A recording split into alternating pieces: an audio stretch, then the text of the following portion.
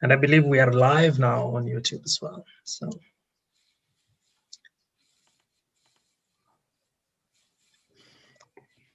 just confirming. Excellent.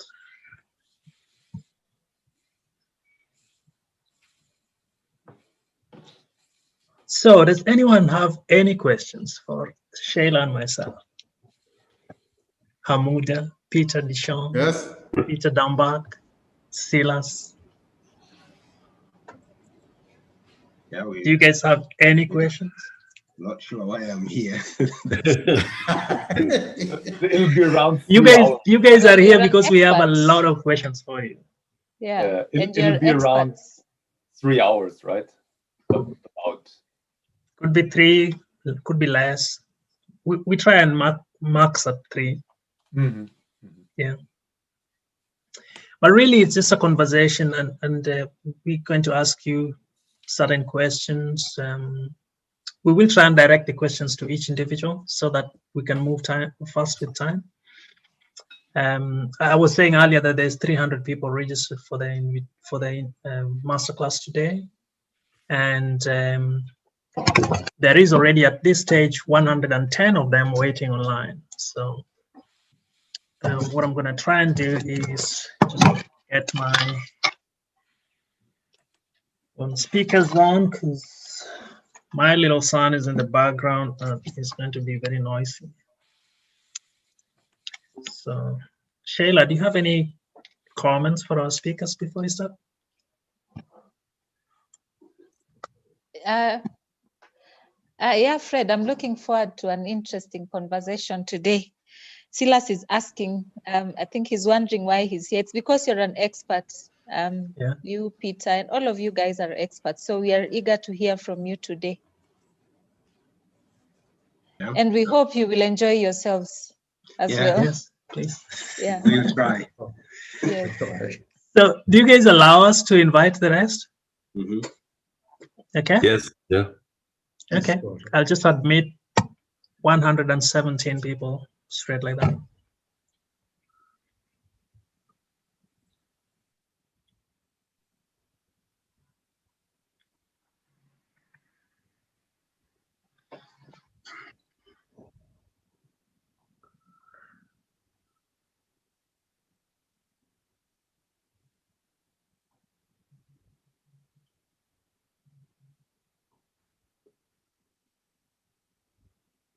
All right, so it will take us maybe another 3 minutes or so to get everybody into the room. Good morning, colleagues. Good morning, friends. Good morning to those in the Atlantic. Good evening to those in the Pacific, and good afternoon to our colleagues in the middle, around the BST area. We are very happy to have this opportunity to do this masterclass, to host this masterclass rather, which is going to be delivered by a group of friends and the world's best known, some of the world's best known larviciding experts, larval source management, we should say. We are very lucky today to have Peter Dambach, Peter Dechant, Silas Majambere, and Hamuda Kafy. And as you will see, we also are very lucky this time that we have additional experts joining with us. And Dr. Bart Knowles will be contributing on certain sections. Dr. Prosper Chaki will be making contributions. We have country experience contributions from Emmanuel Hakimainza from Rwanda. And we will also hopefully have some contributions from Dr. Ann Wilson and Professor Steve Lindsay. The main speakers are already on view. You can see them on screen. And when we call in our additional experts, they will appear on screen as well. To the rest of us joining, we kindly request you to keep your microphones on mute and your videos on mute as well. Kindly bear with us if there are any hitches here, this masterclass is being streamed live on YouTube as well. So if anything happens, you can always watch it at a later time, but hopefully everything will go well. I want to say again, thank you so much for finding time to join. And before we begin, I would like to also announce that next week, on the 13th of May, we will have our 23rd edition of these masterclasses. And that will be delivered by Dr. Philip Welkoff and Helen Jame-Pett from the Gates Foundation. Hopefully there will be additional speakers. We will make that announcement when we have additional information. And we are also hopeful that the following week we will have another masterclass, which will focus again on surveillance. Surveillance is a pretty interesting topic, it seems, except this time we will have information also on genomic surveillance and a few other things. So at that stage, I think we are going to start in approximately 1 minute.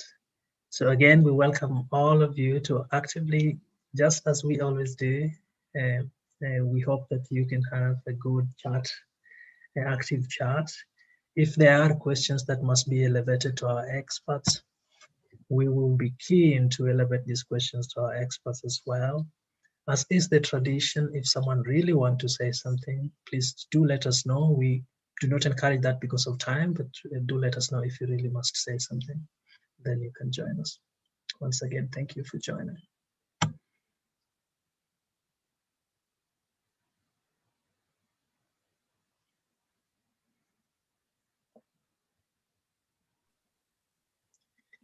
I'm going to request any of my colleagues from Ifakara if they can post the link to the YouTube channel, just in case people want to share that with their colleagues. And also, if you would like to receive a copy of this in the chat discussion, or a copy of the slides or whatever link, you can always have your email onto the chat box as well.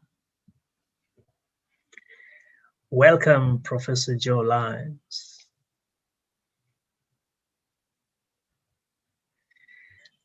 Before we start, I would like to confirm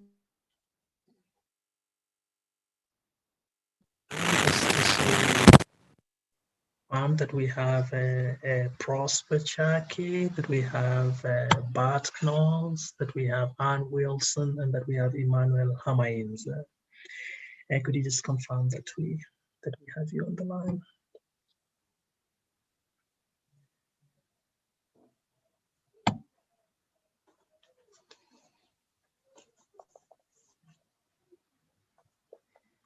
We will be starting in 30 seconds.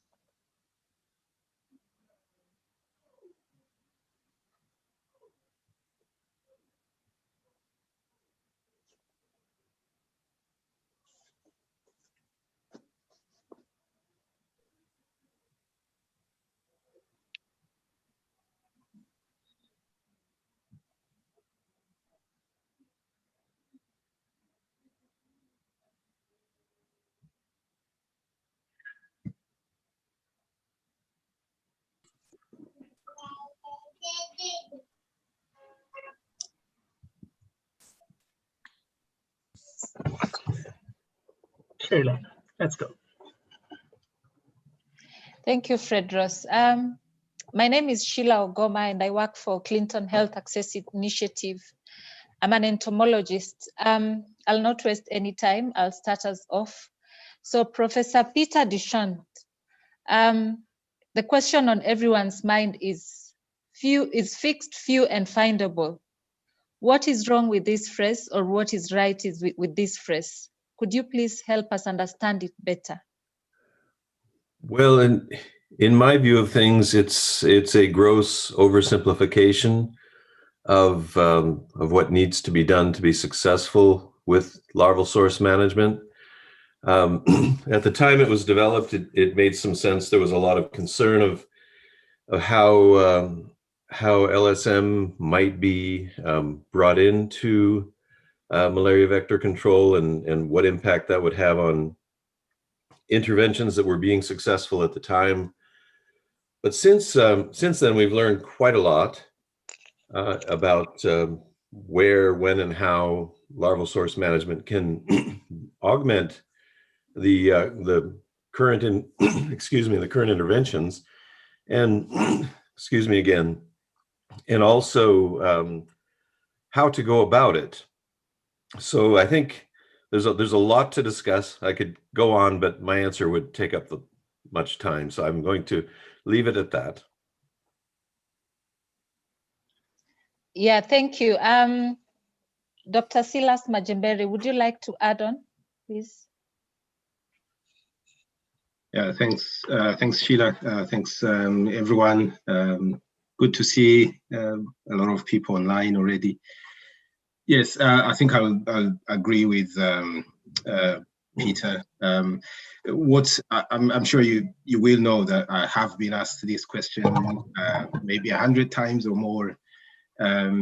But my sort of easy question, if you're addressing yourself to people who are not necessarily scientists or geeks in this area, is my counteract to that statement is that first of all, it's an opinion. It's not. People like to say it as if it's a biblical truth or something out of science. It's an opinion based on what people understood at that moment. Second, it's one of the most vague statements you can make, because if you say something is few, no one will ever know what you mean when you say it's few. Few might be 10 or 20 or 100 or 1,000 or 10,000, depending on your resources or what you have available. Fixed, I don't know what exactly we want when we say it's fixed. Perhaps it means you know where to find it. And as technology advances, as we know more, as Peter said, fixed becomes resolvable if it was a problem before. And findable is also the same. You find, depending on how long you have been searching and how many people have been searching and what tools you have been using to search. So as snappy and easy as it is, and something that people can remember quickly, it's not that clear. It's not that helpful by itself. So my position is that it's more confusing than helpful. And as Peter says, I can go on for a day, but I'll stop there. Yeah. Thank you both. I'm sure we'll unpack this phrase more precisely as we move on to the next slides. Fred? Yeah. Thank you very much, Sheila, and thanks to both Silas and Peter. Of course, we wanted to ask you guys because this statement actually also came from the experts, and we believe some of you guys have played a part in crafting this phrase, fixed, few, and findable. Before we go there, however, I would like us to begin to go back to the basics a little bit. When we talk about LSM or larval source management, we mean many different things. And I'm going to request Peter Dambach to kind of take us back to the basics. Peter, a lot of people on these masterclasses are postgraduate students. We also have people who are doing larval source management for the first time, NMCP officials, control program people, and also advocates. What do we mean when we say larval source management?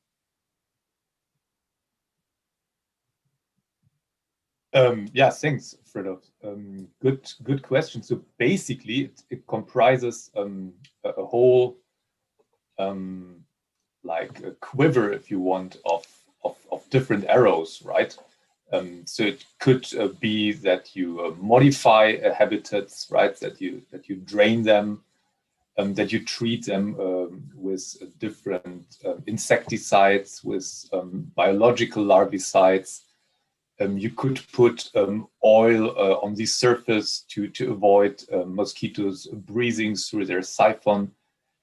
So a lot of options. You could put in even aquatic predators such as fish, as copepods, many things to think about. So that's basically, it's like the treatment or modification of breeding sites. So do you guys think, and maybe I throw this question back to Silas, that the fact that larval source management has so many components contributes to the difficulties that our community, and by our community I mean the malaria control community, the difficulties that we face in terms of policy implementation or policy statements associated with larval source management? Is this one reason? What I can say is that there is a confusion in terms and understanding in the community in general, because most people equate LSM with larviciding, forgetting the other two, or in general forgetting environmental management, which should really be the base before you do any larviciding. So larviciding will be something you do because you can't modify or you can't manipulate, or it's the most cost-effective way to go. So it's true that the confusion around those terms could be one of reasons that people have difficulties adopting this intervention, but I wouldn't say it's the major reason, because when there is a pushback to larval source management, it's not linked to any of the three main ways or four main ways of doing it. It's just the whole thing doesn't work, is usually what is said. So you're right in the sense that clarification on terms could help, but actually my thinking would be it's beneficial that one intervention could be done many ways. It should be seen as a beneficial thing rather than a problem in itself. All right. Now that makes sense. Now, the WHO at the moment, the current policy statement, consider this first of all supplementary, never referred to as core intervention. Considers the evidence available for it as not so good, and also considers it as something that should not necessarily be applied everywhere. And I think that the first one thing that would be really nice is to understand whether the four of you agree with this position. Just like in very general terms, do we agree with the current position or recommendations that we have at global level? And maybe we can start with Dr. Hamuda Kafy, if that's possible.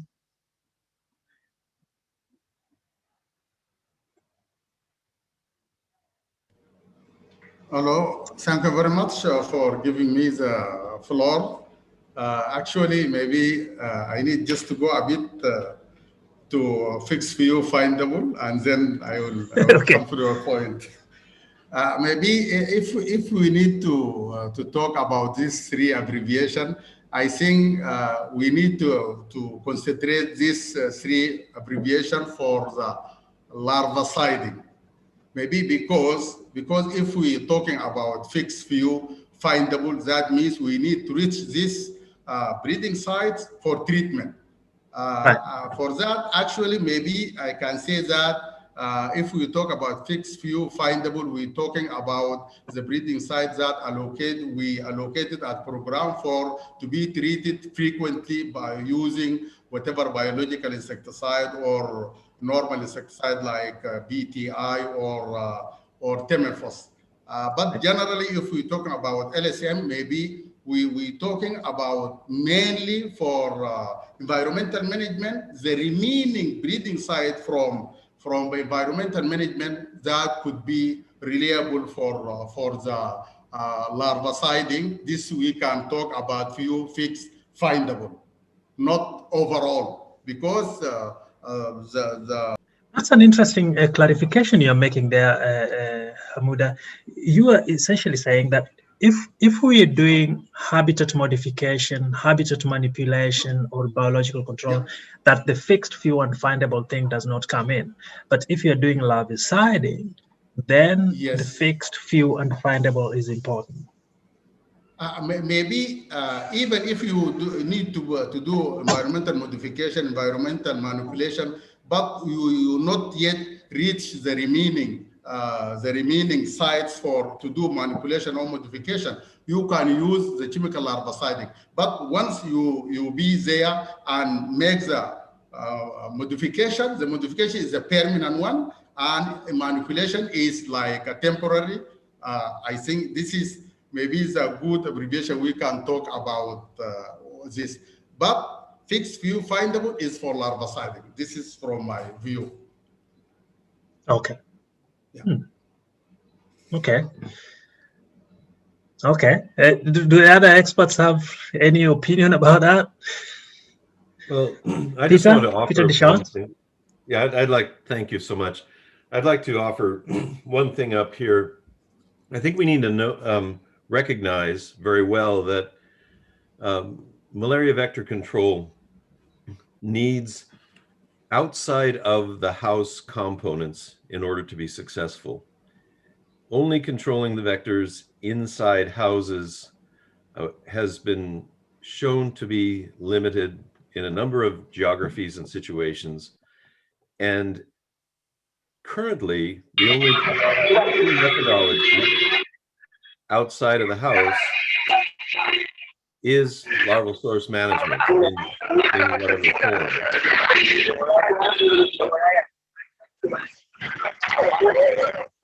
We have some background noise. I hope I was heard there. I can't. Peter, is that you? Yeah, well, this is me. There's a lot of background noise, and I don't know where it came from. Did you hear what I said? Go ahead, please. Yeah.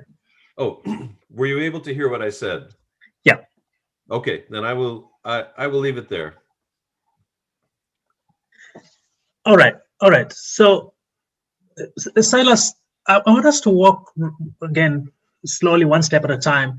And I just, forgive us for digging deeper onto this, but it's important for us to get to the root cause of this. So, the statements that we have from Geneva are usually evidence-based. They ask experts to go out there and review existing evidence. Based on this evidence, they make a decision. What you see on the screen are the two main consolidations, if you like. The first one is a Cochrane review done in 2013, and the second is 2019, which was an update of that. We have put in the concluding statements from both of these surveys, both of these reviews. And as you can see, the experts in this case, Lucy Tosting and colleagues, and then Dr. Choi and colleagues, and yourself, Silas. One example is, say, for example, in Africa and Asia, LSM is another policy option alongside bed nets and IRS for reducing malaria morbidity in both rural and urban areas. Further research is needed to evaluate whether LSM is feasible. Now, in 2019, this is 7 years later, most controlled studies on larviciding have been performed with microbial agents. Ground larviciding for non-extensive larval habitats may have an effect, and we do not know if there is any effect in large-scale aquatic. We found no studies using larviciding application such. So you have this, and the first one I have to recognize, the first one was larval source management. The second one, even though it says it's an update of the first one, is on larviciding more specifically. The former head of WHO malaria program, Dr. Robert Newman, wrote together with Abraham Nzava, who is, Professor Abraham, I believe, is on the call with us today. They wrote, an opinion about the first review. And I think this is where most of this whole thing came from, because in their opinion, they concluded, and we have a copy of that opinion over there, It is hoped that the Cochrane review will contribute to the scientific debate. But they also say here that until there is more compelling evidence, larval control should continue to be viewed as a supplementary tool and should not be promoted widely in rural areas. I am wondering whether for you, and I would like to direct this question to Silas and Peter Dambach, whether it is the scientists should take a responsibility a little bit for the lack of evidence. And if you could just describe to us what is the nature of evidence that really needed for this thing to be carried forward. Back to you, Silas. Thanks, Fred. One thing that I will not contest, you probably will see me contesting many things, but one thing that I will not contest is that there is always need for more evidence for something for people to feel confident about it and to start funding it and investing in it. So there's no question about that. The problem with larval source management or larviciding, the requests or the insistence that randomized control trials are the benchmark for that intervention to be accepted or to be seen as an equal intervention to other vector control tools is a little bit of a high demand that would be very difficult to achieve for obvious reasons. Randomizing in a rural area is not something that Jawara can mute your mic.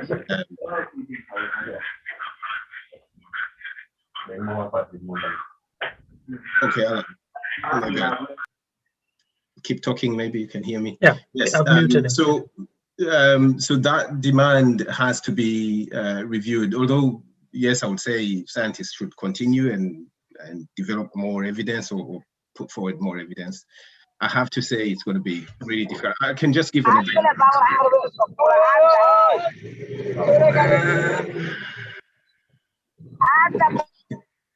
All right, so just a quick example so that we put things into context. When I was working in the Gambia, maybe 15 years ago now, when we started doing this study with Steve Lindsay, Ulrike Fillinger, Musa Jawara, who's online, and others, we had a statistician who came to help us as we were doing the design, and we wanted to do a randomized control trial, and it was very clear that if we went for that, we were going to cover the whole of the Gambia, like the whole country, from the coast to the end in Basse.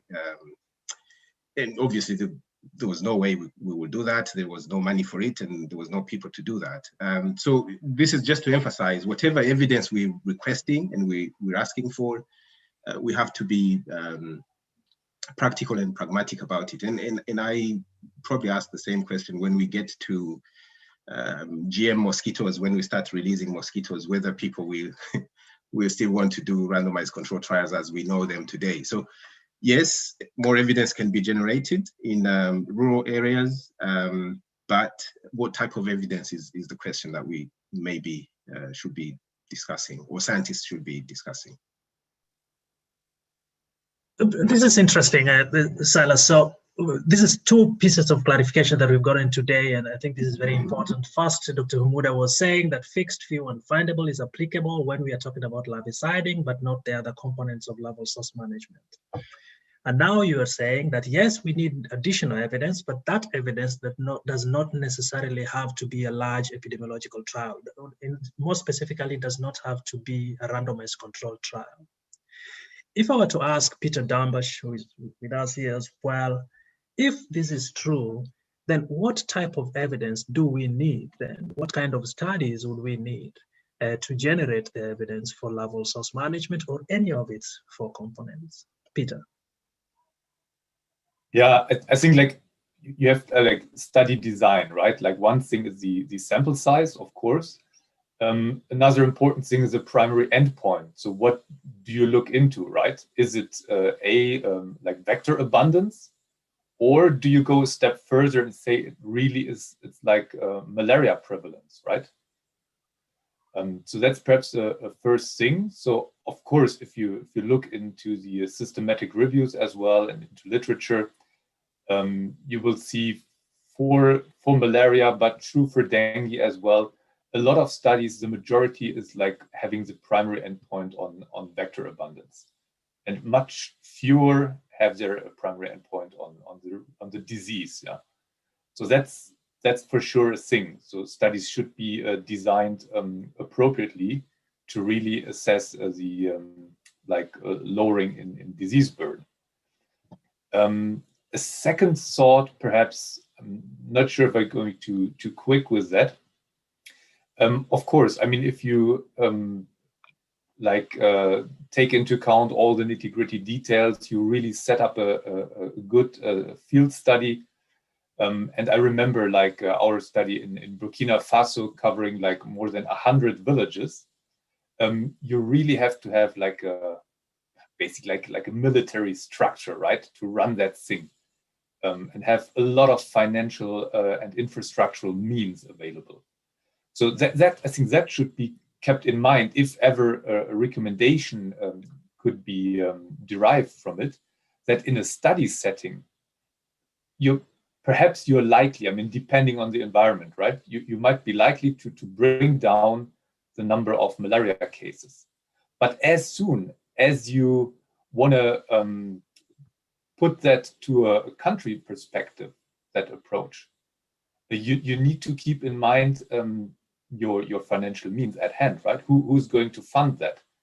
And that's important to assess something. If it works in a study setting over a 2 or 3 year period with a lot of funding going in, it doesn't necessarily mean it will work as a routine program later on, right? So that's a little bit perhaps for being careful not to translate one-to-one like a study setting to a reality setting. No, I mean, makes a lot of sense. I'm going to throw this back to Sheila to continue with this. Go ahead, Sheila. Yeah, thank you, Fred. Silas, you had referred back to the work that you did in the Gambia. And on this slide, we are comparing the work that you did in Gambia with the work that was done by Uli and her team in Kenya. So in Kenya, there was, larviciding with bed nets actually had an impact. It reduced the risk of new parasite infections. But in the Gambia, you were not really able to see the impact or the effects of larviciding. What are the reasons behind this? Would you be able to elaborate on this, Silas, please? Thanks, Sheila. So Uli's study is done in highlands, and larviciding is happening in bottom valleys of the hills. So the habitats are concentrated in those areas. They are accessible, and in general, it's a smaller in size site compared to what we were trying to do around the River Gambia. River Gambia is a tidal river, which means it fills up at some point and then reduces at another point. It's a flooded area of several hundreds of square kilometers that we were trying to cover. For specific, we had 4 zones of control, and each one of them was 100 square kilometer. So we're trying to cover that much of ground. So this is a muddy, boggy area, very difficult to walk. So the ecology itself was very different. Ecology is very different of the Gambia and the highlands in Kenya.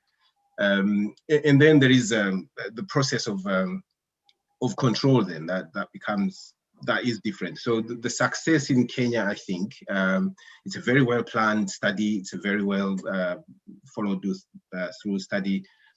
Our own study in the Gambia has best as we could try, we were not able to reduce the density of mosquitoes substantially. So we weren't going to affect malaria transmission in that sense.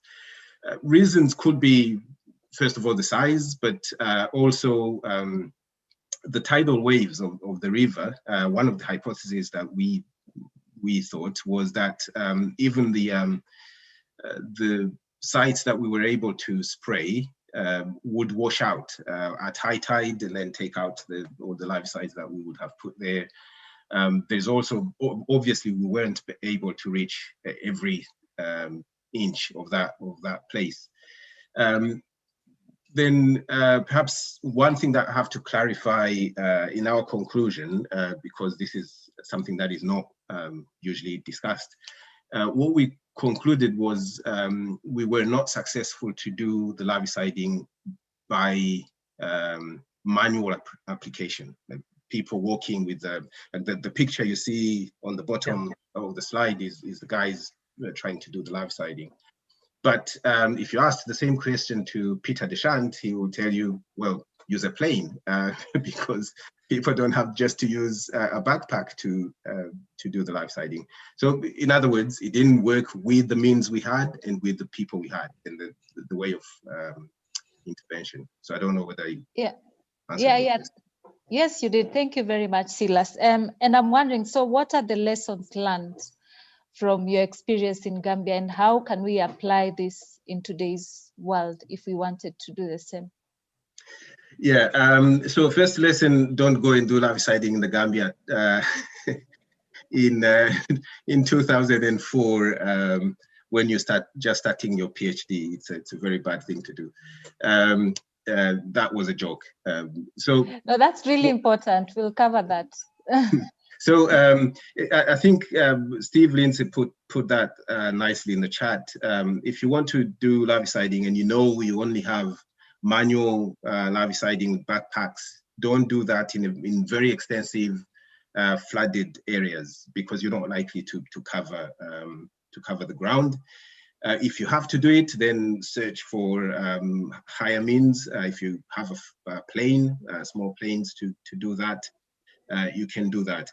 What we tried to do, which didn't work in the end, was perhaps thinking that if you larvicide the upper, we called it upland areas, if you leave the band of flooded area around the river, and you try to larvicide all the edges around the floodplains, maybe you will have an impact, but we didn't. So that's another lesson.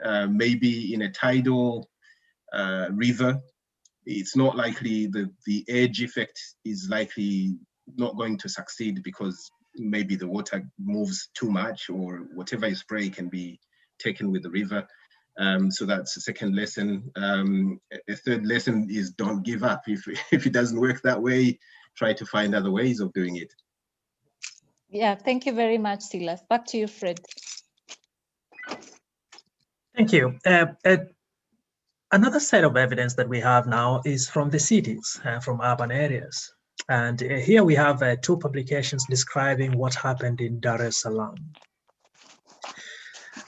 In Dar es Salaam, they see evidence of impact equivalent to ITNs. And in the beginning, they started with 3 wards and later scaled this up to 9 wards. And then this process was eventually adopted by the government of Tanzania. Incredible amounts of work involving community-owned resource persons and all that. And we were at some stage, we were going to invite Dr. Prosper Chaki to describe this bit here. But I would like to ask Peter Dechant, first of all. Peter, you were partly involved with this study. In fact, Sheila was telling me earlier that you paid for her master's degree. So you probably don't know that, Peter, but yeah, Sheila, I wouldn't be here today. Yes, but Peter, very briefly, in your experience and also in your days at Valent Biosciences, what was it that made these difficult operations possible in urban areas but nowhere else?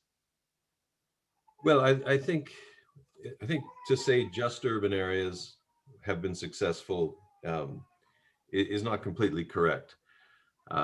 We just talked about the Kenya Highlands, which is not an urban area. However, I think what we saw in Dar es Salaam was a very organized effort with a, we'd heard earlier about almost a military type of approach with the system that was in place in Dar es Salaam of the 10 cell units and the teams that went out, and the mapping that was involved and the technology that was behind it. Certainly Hadija did a tremendous amount of work behind her computer that no one really knew about, and there was a lot of organization involved, and that's the key to LSM is organization and focus at the local scale. You can't put one of these operations together if you're trying to look at an entire continent at once. You have to be looking at the local scale. So that is really was the key to the success of that study, of that program. And it's really not the method that you choose to use, whether it's the larvicide or whether it's habitat modification. It's really the overall organization of the operation and the data that goes in behind it. In the Gambia in Brazil book by Fred Soper, he describes in the end that what you need is a very good public health administration. And he goes on to say that he does not mean entomologists. You just need a public health administrator. So this kind of looks like what to do that. I would like, if our experts allow us, that we invite Dr. Prosper Chaki, who was part of this program. And Prosper, if you're online, please come on in, and we have one question for you. Can you just confirm that you're online, Prosper?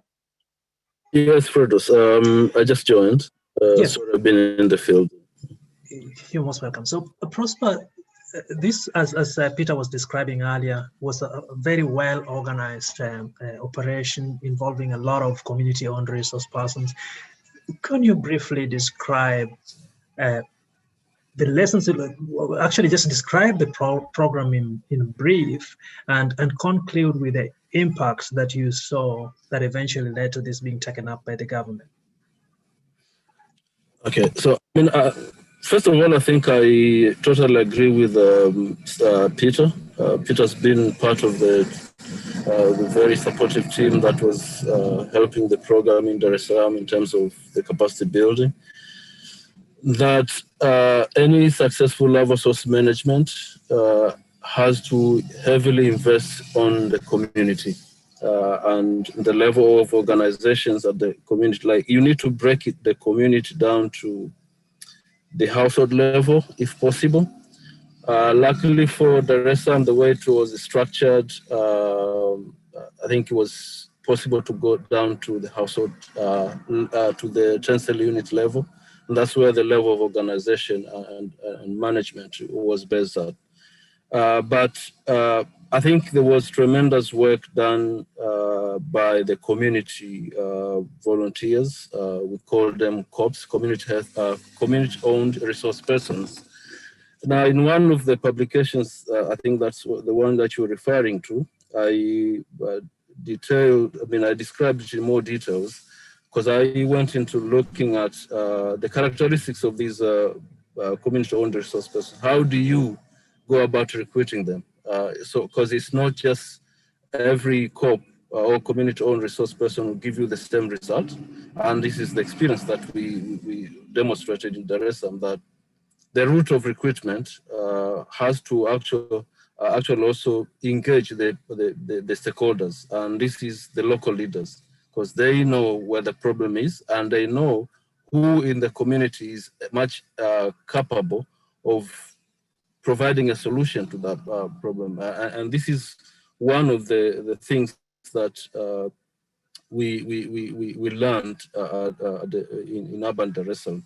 And I think this is what also the country, or the National Malaria Control Program in Tanzania, is also trying to copy in other places across the country, that recruiting the community-owned resource persons, but not just the vertical recruitment processes, but local tailored recruitment processes, that the local leaders from the hamlet levels, they should be involved in terms of identifying these people, and the training processes, because you need to train people at the councils, and they go down to train the people at the ward level to the villages. So it's a cascade sort of training program. So much of the credit really from the urban malaria control program goes to the teams at the councils and the teams at the streets and the wards and the hamlets and the council units for the tremendous work on the organization and the management. But I think the other component, which is also part of the learning process, is you need to be able to disentangle the different roles and responsibilities and assign different players. So in Dar es Salaam, the implementation role was led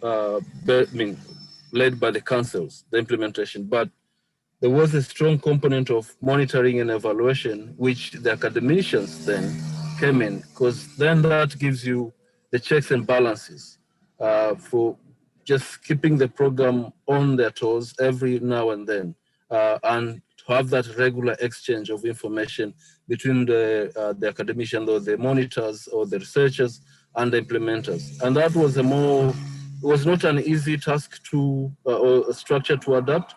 It had a lot of challenges, but in the end, I think it worked quite fine. Thank you very, very much. So again, just a quick, thank you so much, Prosper, for this. And again, just a quick clarification of the new lessons that are coming up here. Earlier, Prosper, before you arrived, earlier we already had a very good summary from Dr. Humuda from Sudan about the challenges with the terminology fixed, few, and findable. His clarification was that this is applicable for larviciding, but for not for the others. We now have just listened to this idea that we need a very good public health administration to manage these processes. And Prosper, you just raised this point that we need to separate the surveillance, the monitoring component from the implementation component, and that this need to be separated. And you also raised the point of relying a lot on the community health workers, on the community-owned resource persons. Before we leave this slide, a question that came from my colleague Betwell, John from Ifakara, is that if you put all this evidence together, we were talking about evidence from Western Kenya, now Dar es Salaam, some early evidence from like the Zambia copper belt and all that, in a very general view, and I think we should get this question back to Peter Dambach. What, if you were to summarize, are the main reasons, therefore, that the approach is still so minimally practiced? Peter Dambach. Yeah, perhaps, as I said, so like one is certainly evidence, right? But as we've seen, I mean, there's some evidence out there. The other thing is, in my view, who's going to finance this, right? So where would the funds come from? What we certainly don't want to do is taking funds away from the currently deployed standard interventions, right? Like ITNs in some areas, IRS, etc. So if we have to like redistribute current funds, that in most cases certainly doesn't make sense. So what we're talking about is having like additional funds, right? And they have to be generated from somewhere. Whatever the technique of deployment or the way of deployment might be in the end, whether that thing is country run or state run or perhaps community run, to whatever extent even input in terms of like monetary input or workforce is coming in at low cost or for free, can be discussed. But I think it's mainly a thing there's no clear recommendation coming from WHO, and if there's no clear recommendation, well, then it's difficult for international funding bodies as well to engage if there is no clear recommendation. And then it's basically left to local scale projects that are funded and implemented in a different manner. I think those aspects play a role here. Thank you. On the last point you raised about clear recommendation, Peter, I see you raise your hand, Peter Dechant. I know you have a different question of your own before I drop the ball back to Sheila. But how clear should the recommendation be? What do the experts really want to hear from WHO? Peter. Oh, Peter okay, Dechant. you're asking me. Yeah. Yeah, what I would like to say is that across the world, there are many programs that practice larval source management as part of an integrated vector management program for vector control. And many of them are very successful. And each and every one of those is funded in a different way, but generally they are funded from local resources, because the people in that particular location have recognized the public good that comes of it. And so I think the future of LSM, and I would argue integrated vector management, including things beyond LSM, in Africa, primarily for malaria control, but also for dengue control and other diseases, is going to come via that avenue. Thank you. Thank you very much. Sheila, we bring this back to you. Yeah, thank you, Fredros. And this leads beautifully into our next topic. Sudan is a perfect example of what is happening, of how larval source management has been integrated to sort of see the impact on malaria control. Dr. Hamuda, could you please take us briefly on what is happening in terms of larval source management in Khartoum, how the planning happened, how the M&E is being conducted? We'd like to hear more on this, since it's one of the very successful programs. Okay, thank you. Yeah, thank you very much. Actually, maybe just I need to add what our colleague say in last talk. Maybe actually in generally there are many programs of larval source management in many cities. Mainly, maybe I'm talking about Emro region. There are many countries they applied larval source management, but maybe the guidelines for monitoring of impacts, I think there are gaps. Maybe even us as programs, many times we're talking during the vector control working group, we're talking about LSM many times. But sometimes someone can say to you, what's the impact of this? You haven't any health value impact of the larval source management. From our side, maybe we are in the ground, we have the impact, but maybe they're talking about specific indicators to mention that this is the impact of LSM on malaria burden. But sometimes, maybe in upcoming future, maybe we have a concern about why is the LSM sitting just as supplementary intervention? I think we need WHO to think about what the guidelines, monitoring guidelines that we could place for the programs to evaluate exactly in the ground the larval source management. Because we have in Emro countries, there are many countries, maybe the last intervention they do for malaria elimination is LSM, but we haven't any concrete evidence that their public health impact by LSM. What happened in Khartoum? In Khartoum, before 2002, Khartoum malaria is considered the major public health problem in Khartoum city, the capital of Sudan. And in 2002, many partners, including State Minister of Health, that means Khartoum State, Federal Minister of Health of Sudan, and WHO, they launched a program called Khartoum Malaria Free Initiative. This initiative is a start, firstly, by doing comprehensive situation analysis, including the geographical reconnaissance. The WHO supports the Khartoum state, bring some people from Sultanate of Oman to support the program on initiating the project. And what happened in the beginning, they divide all Khartoum to the sectors, and within the sector to the cycles. Sectors, that means is the area work of 1 week for two spraymen and one supervisor. They're working in the sector for 1 week. And then the cycle is the working of 1 day.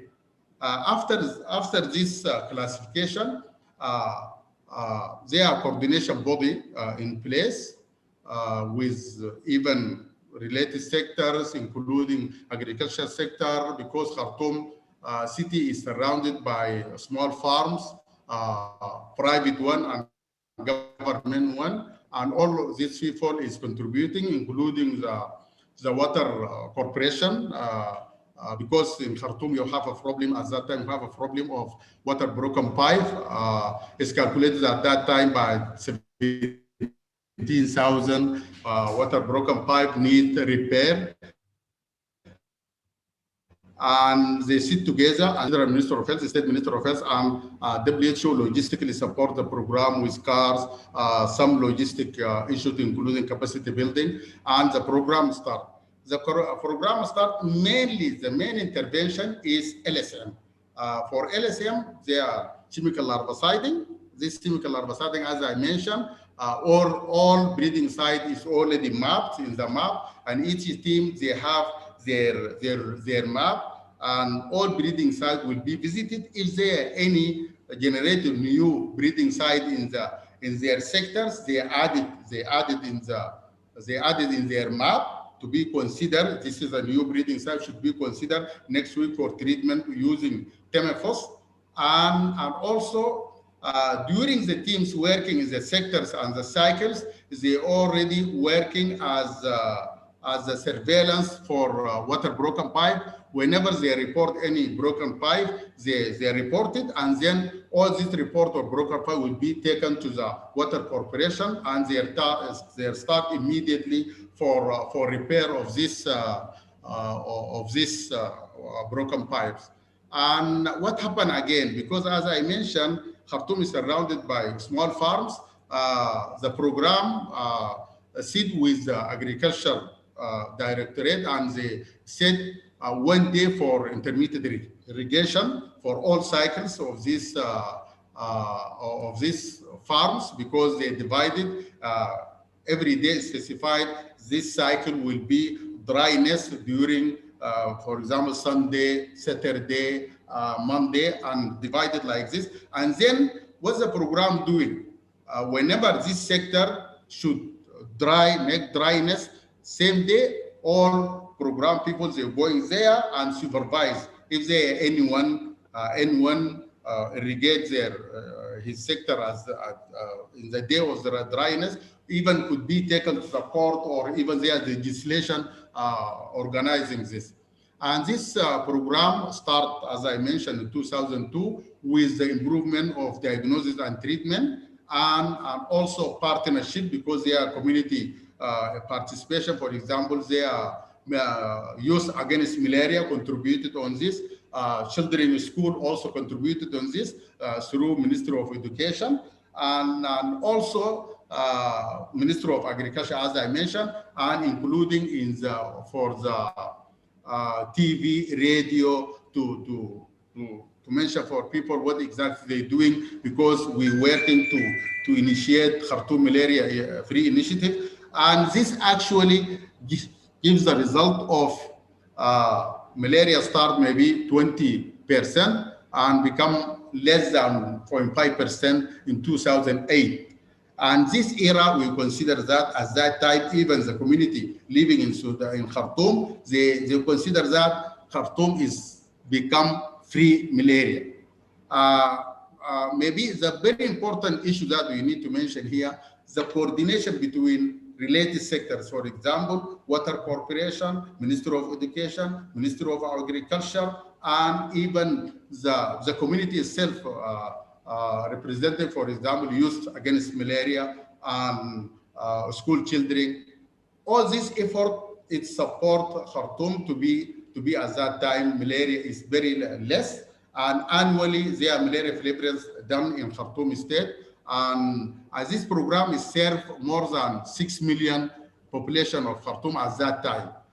Maybe the challenges that I can say briefly is regarding maybe the issue of sustainability, because after 2008, there maybe the resources is become less, but still the program continuing. And on this basis, generally Sudan based this and expanded the larval source management. And I can say now the Federal Ministry of Health, the IVM department now serving 110 urban settings for LSM. And maybe the government of Sudan is to recruit more than 5,000 spray men working in all over the country, taking experience of Khartoum Free Initiative for this. Maybe this briefly what I mentioned, but so Muda, very quickly, one last point is, would you consider then larviciding in Khartoum or Khartoum to be a core intervention or a supplementary intervention? I need to mention for you, in Sudan, we have a stratification. This is stratification, that means we have irrigated schemes. The main intervention is indoor residual spray. We have seasonal malaria. The main intervention is long-lasting nets, including IDBs, especially and we have like all urban areas. The main intervention in all urban areas is LSM. No distribution of long-lasting nets in Khartoum at that time. No IRS at that time in Khartoum. For that, I can say for you, at that time, the LSM is the core intervention for Khartoum state. Okay, so I think this is an important point from a policy perspective. Sorry, Sheila, I interrupted here, but earlier we were talking about clearer policy statement from high above, and if we bring in the concept of stratification, does it then mean that a country can decide that in certain parts of the country, LSM is the core intervention and not supplementary? Because the documentation that we have from WHO at the moment clearly says it must be supplementary. Actually, we consider that, but in this card of resources, and also because in Sudan the transmission of malaria is so very different. For example, in irrigated scheme, we talk about 9 months plus ongoing transmission of malaria. The best target intervention, according to the experience of the country and the work in the field, is to do 2 rounds of IRS in this irrigated area. Will cover the both transmission. So we have the main transmission season in the irrigated starting from August to November, and the second one late December to March. These 2 transmission season will be covered by 2 IRS. Also for seasonal malaria, that I'm considering that more than 26 million people living, we distribute long-lasting net because the transmission season is so short, starting from August to December, maximum December. After that, it's almost dry, no water there. Maybe even there many areas have problem of drinking water. But if we came to the urban setting, in the urban setting, we have 2 problems. The problem, if you try to do IRS in the urban setting, you will not reach the target coverage we recommended by WHO. If WHO talking about 85 or 80%, it is not possible to reach the coverage we needed. The second thing, according to what we did in the part of Sudan, normally, if you did malaria indicator survey, the use of malaria in the urban setting is so very low. It is not even exceed 30%. For that reason, what we consider, I can inform you that if you gone back to fixed view findable in the urban area of Khartoum, we can use larviciding in this area because all breeding sites accessible could be reached every week as we make the geographical reconnaissance. That means very clear. Every two spraymen with their supervisor, they will cover their sector in 1 week. That means on weekly basis, their work in the field. For that reason, the best way that we can control malaria in the urban setting is the larviciding.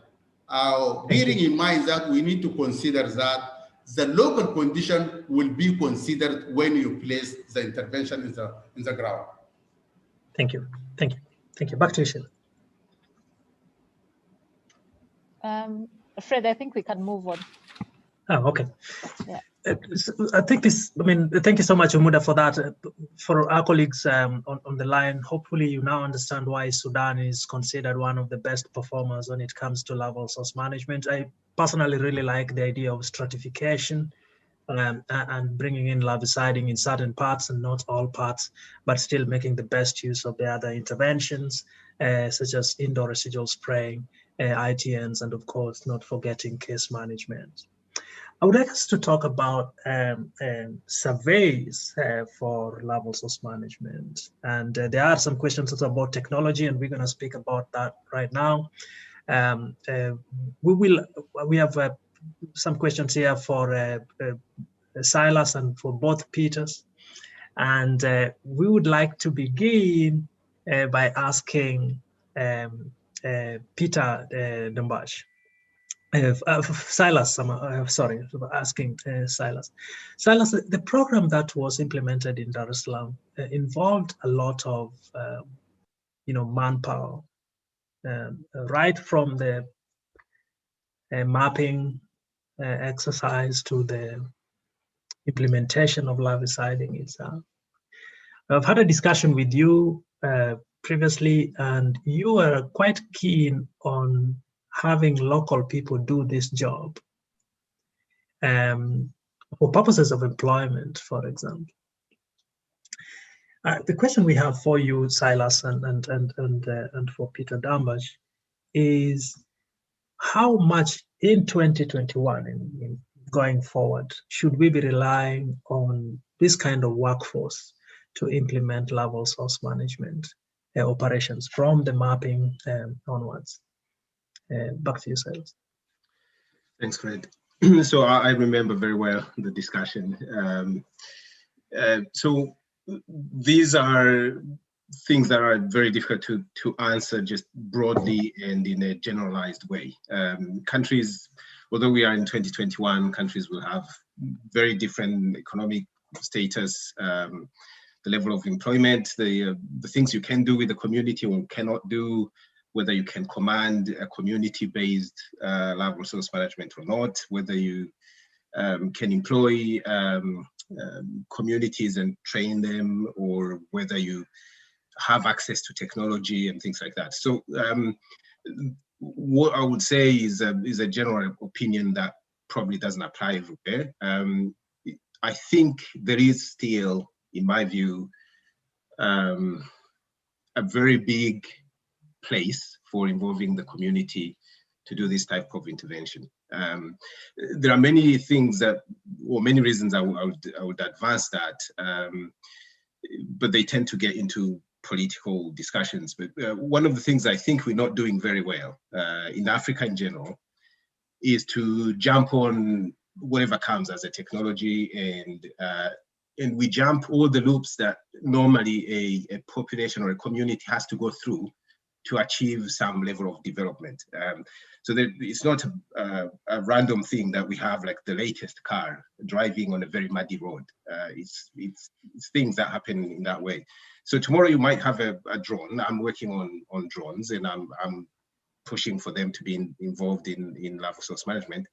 But I wouldn't say today the drone would be the solution to larval source management or larviciding in general. I think communities need to be given back their responsibility to think, to plan, to devise the way they want to do larval source management. And technology should be a facilitator or an enabler or something that makes things move faster. But until you have an educated community understanding what a water body is and the risk there is for them to have a water body around the house, drones are not going to solve the problem. So I would say community for me still has the highest role, and they will decide themselves whether technology is the best thing they should go for. We have to agree that here, usually people who get into these type of meetings are really not the ones implementing or making these things happen. So, well, this masterclass has a lot of implementers. Yeah, I'm happy about that. And if you gave them voice, I'm sure they will tell you. I think one of them will intervene later on, but I'm sure they can say what the role of the community could be or should be. And as you started saying, just one last point I forgot to mention: the unemployment thing is not a small thing in the air. There's so many youth, so many people. Africa is a very young continent and very unemployed continent. So I don't think it's a bad idea to think about involving them in things that protect their own lives. So, I mean, Salah, this is your work together with Andy. In this case, implementing drones in Zanzibar for surveillance.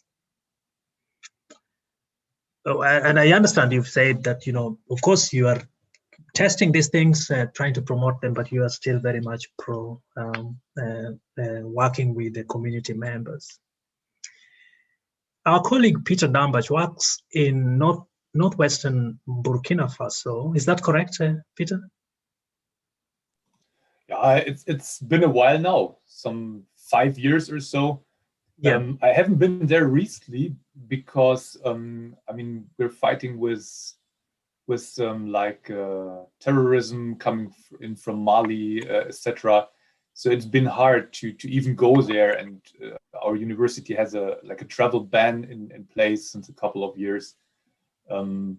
But yeah, I mean, I lived and worked there for some 8 years. This is exactly the point. One argument that has been made previously is that there are certain parts that might be inaccessible for mapping purposes and for drone applications. And it would be nice to hear from your perspective, professional opinion on what are the use cases, what opportunities do we have for realistic opportunities for unmanned aerial vehicles, either for mapping or for deployment of larvicides in Africa. Of course, I respect the opinion that Silas has put in, but he also did leave out some room and said that there might be some room for using this kind of technology. From your experience, what are the use cases here? What are the opportunities? Oh, I'm not sure if I mean, we have Bart Knowles, for example, to whom I talked a couple of weeks ago, and he has done that nice photos that you showed, right? This drone project in Tanzania. So I think he knows much more. But what I can say and what I would like to add on to the previous speakers is I'm not much a friend of generalization, right? So there's certainly not a one-size-fits-all approach that we could say, certainly not for Africa, and not for even one African country, right? I mean, I have a geography background, so think about a country like Cameroon, for example, right? Which has a broad north-south extension from the Sahel in the north to the inner tropics in the south. So for sure, we will have completely different settings of how many breeding sites, what type of breeding sites, the length of the rainy season, for example, right?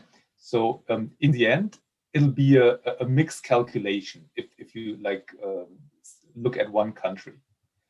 If we go now to our survey region, since you mentioned it, to northwestern Burkina Faso, which is in the Sahel region already. And even there, I mean, when calculating the manpower you need, the cost, per capita cost of such an intervention, even in such a small survey region, you have high discrepancies, right? If you go to the northern villages in our region, you find perhaps 3 or 4 breeding sites per village, because it's sandy soils, water infiltrates immediately, so no chance, right? But if you go to the south, where there's a rice growing area and rivers and rain-fed, it's like called a bas-fond there, right? So those things, you see, you need a mixed calculation approach, because otherwise you would say, okay, southern part, it doesn't make sense, or even like this village, it doesn't make sense. So I only treated another village with only 3 breeding sites or so. But if you like see like a region as a whole, it might still be economically meaningful to treat the region as such. All right. And then perhaps like adding on a little bit to what like Peter Dechant and Silas said, how could that be made sustainable, right? So we have to see what Peter said, like locally, there are projects that are partially like community run and that are successful. So how could those projects in A, regions where this is possible, and B, with a funding scheme that is viable, right? So be it like community run solely or community run plus X, or perhaps something else, right? So one could think of making a business out of this. I mean, it's done for other stuff. I don't know, perhaps you've heard about this project where you distribute biological toilets in certain areas of Africa, right? Where basically it's not like a development aid project only, but it's basically a thing where people get a business idea to maintain those toilets, right? And put into and deliver to that project. And if we could so get you are worried chance about to, sustainability as well, like sales. Yeah. And if you could get the chance to get going something in this fashion for LSM, that would be interesting. Let it be drones. I mean, where possible, right? Certainly very limited. Yeah. But wherever possible, yes. Or any other idea. Yeah. So before we conclude on this subject, Silas, on this specific work, for example, what do you think then is the future of this kind of mapping for lava source management? I think we will see certainly more and more drone use, particularly for larviciding, and perhaps at some point, for mapping, and perhaps to some extent, larviciding as well. So there's a number of countries now that are trying to smaller scales how to do mapping using drones, and given these are becoming very, very cheap as we move on, drones that can be used for mapping, if the softwares and everything that is needed for digitization of the maps becomes as easy and as accessible, which I think will be the case, we will see more mapping with drones. The transition to using drones for larviciding, I mean, it's widely used in the US, and I don't see why not. It cannot be used in Africa for those who can afford it. It will come, but again, it's a development and understanding and being open. And also, I like the suggestion from Peter Dambach about thinking about other ways of doing things. It could be a business. People might make business around it and start offering those services to different countries.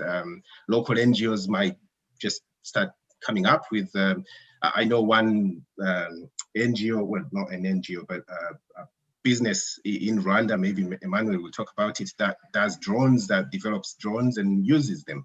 So it's coming. I think it has its place in the future. Yeah.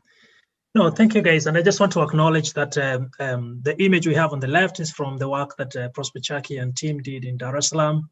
And the image on the right is work from Zanzibar. This group includes Dr. Bart Knowles, Professor Richard Mukabana, who I believe is in the call as well today, and Guido Welter from the Netherlands, and several others, and Silas, yourself as well. So this is great to see. We're going to move forward, and please keep that discussion going.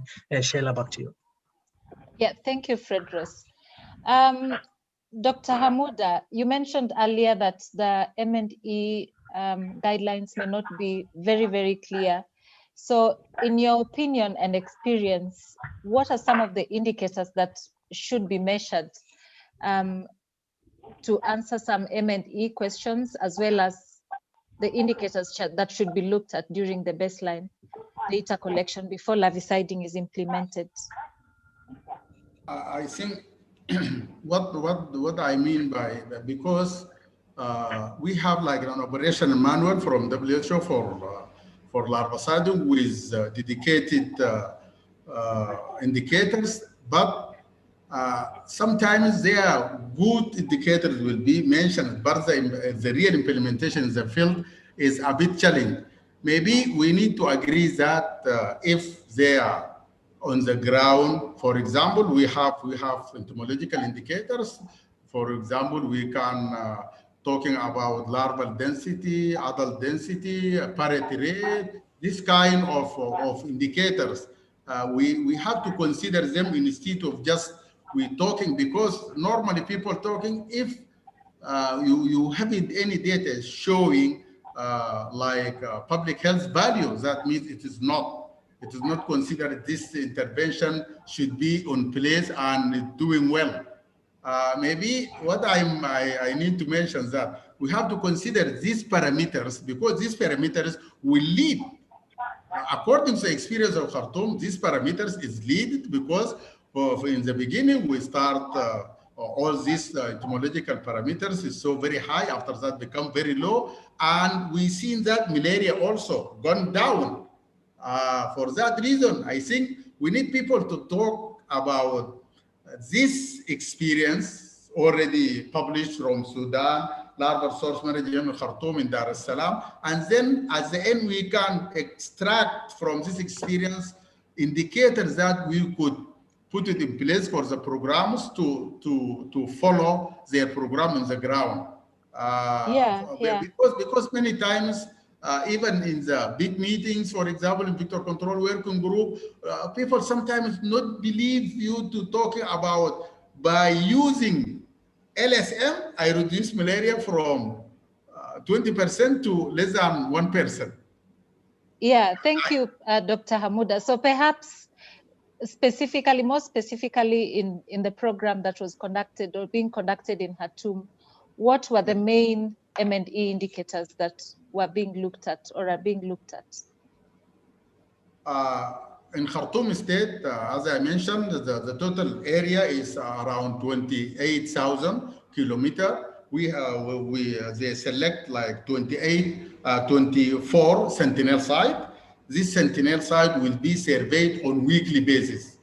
What they survey? They show larval density, adult density, as they do parity rate, and this is the kind, and isn't the positivity. For example, they be in the field, they select randomly from each sentinel site on weekly basis, 20 sentinel sites for checking of presence of larvae, and then this will be one indicator. That means the coverage is 80%. If they find, for example, 2 positive, that means 90% coverage. And then they're talking about adult density, larval density, and parity rate. Maybe this is the main entomological indicators they considered, and then accordingly, it is be accountable for people responsible from specific area. This 24 sentinel site is followed on weekly basis since 2002 to 2010 and 8, and this is the follow-up that done in the ground. And they are happy because they follow it on weekly basis, and this is what this exactly done in the field for Khartoum. Yeah, thank you very much. And now, for example, I can give you, as I mentioned for you, the Department of Integrated Vector Management, Minister of Health now have 106 sentinel sites over all the country for entomological surveillance. This will follow the whole country, taking into consideration the experience of Khartoum Free Initiative. Thanks. Yeah, thank you very much, Dr. Hamuda. It looks like it's a massive program. And it's interesting to learn that even though we are looking at larvae, we still have to monitor the adults to determine the efficacy and the impact. Back to you, Fred, please.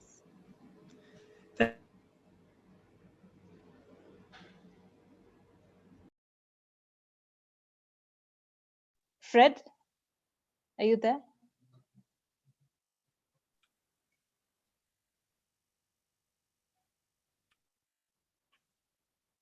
Hello, Fred.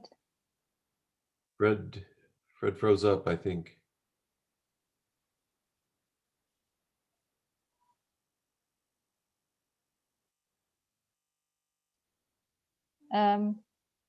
Yeah, we can just continue as he finds his way back. I think the next question was for Anne Wilson. Is Anne Wilson on the line? I'm here, yes. Yes. Thank you very much for joining us today, Anne. So I think it's interesting when we are talking about larval source management, and recently WHO has declared Anopheles stephensi as a risk, and we should be focusing on it. What are your thoughts around this when thinking about larval source management and the control and surveillance of Anopheles stephensi? Thanks, Sheila. It's so nice to see so many friends all in one place. Yeah, so I think that larval source management has real potential for control of Anopheles stephensi. I think the tools we have, so the core tools we'd normally have for adults, so IRS and nets, are probably they're probably not going to be effective against stephensi, I'd guess, if as it seems that the early evening biters, the biting outdoors and the resting outdoors is kind of the evidence that we are having so far. So I think LSM could have real potential here. I think so far we know that habitats are things like concrete containers, drums, water containers, water tanks, and these are all things that could be potentially either removed, modified in some way, for example, with some sort of cover, or they could be treated with larvicides like Temifos or pyroproxyfen or BTI. So I think there's definite real potential here as well. And I think also compounded by the fact that the adults, there's a lot of insecticide resistance in the region. So I think LSM should be one of the main options we use to combat stephensi. Yeah, thank you. And Fred, are you back?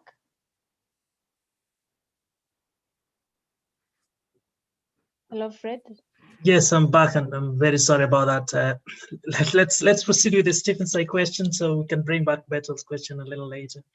But yeah, I think that was. I mean, if any of the other experts want to add on the opportunities available for Anopheles stephensi control using larval source management.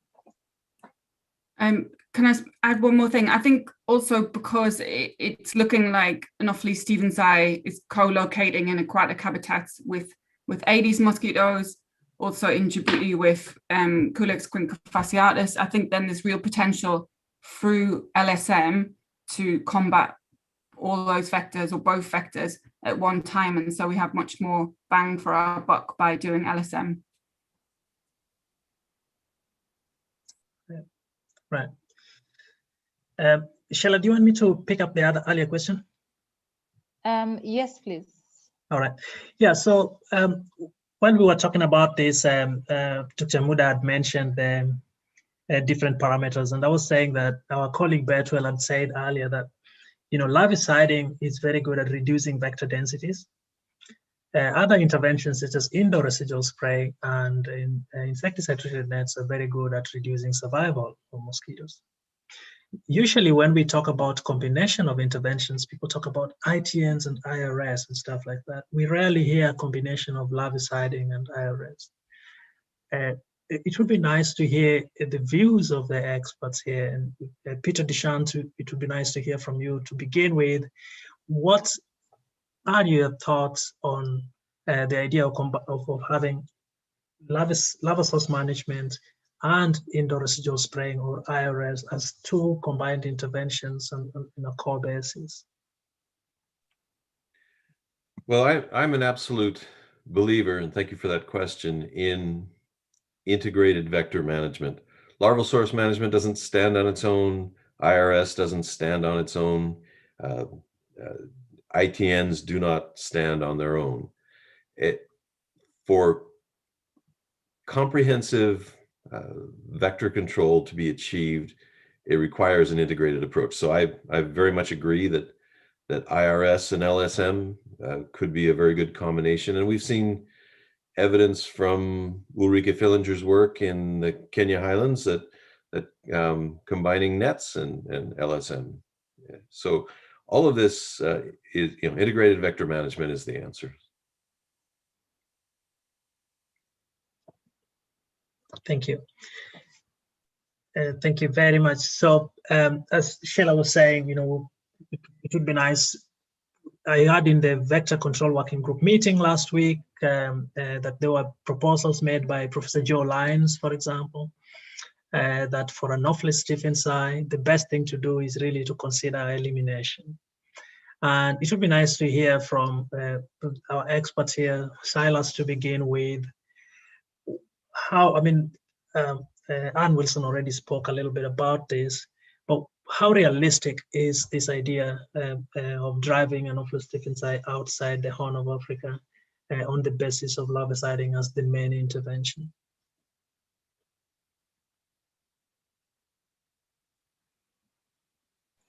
Sorry, I was on mute. How realistic? I think it's realistic because the alternative is worse. So I think so. I'm not an expert. I have to make a disclaimer here about Anopheles stephensii. But if it's it's clear that it's a container breeding. It breeds in almost similar ways or places as Aedes mosquitoes. It's mainly in urban areas or where you have those type of habitats available.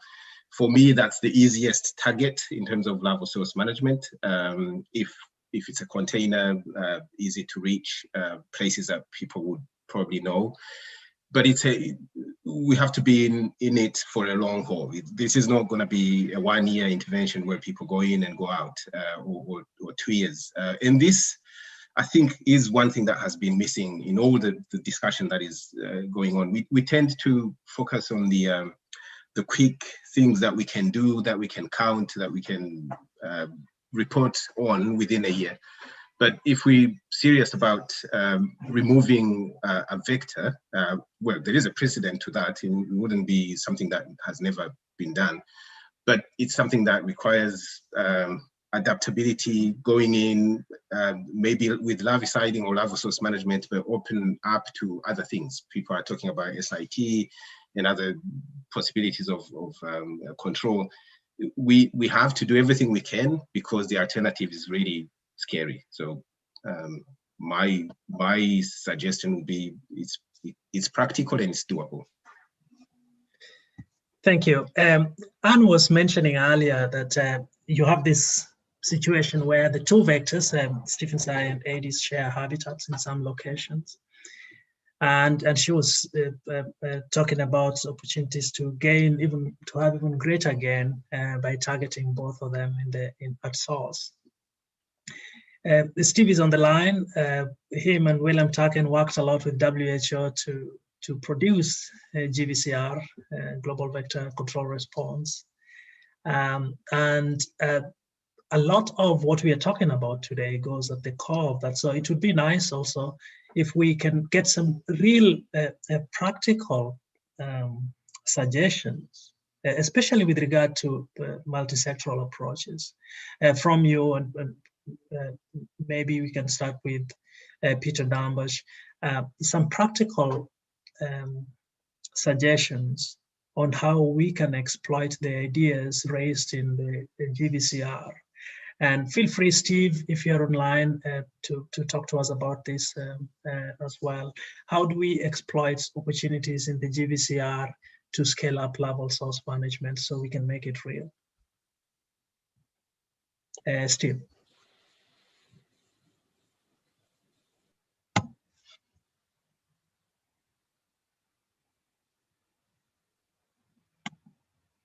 Hello, can you guys hear me? Yeah, we can. Yes, Fred. And do you know if we still have Steve on the line? Gone. It's gone, okay. He's here, but he's muted. All right, Anne, then go ahead. Anne. Oh, is it me? Okay, so I think the main things we can, I think all of the pillars are important for LSM.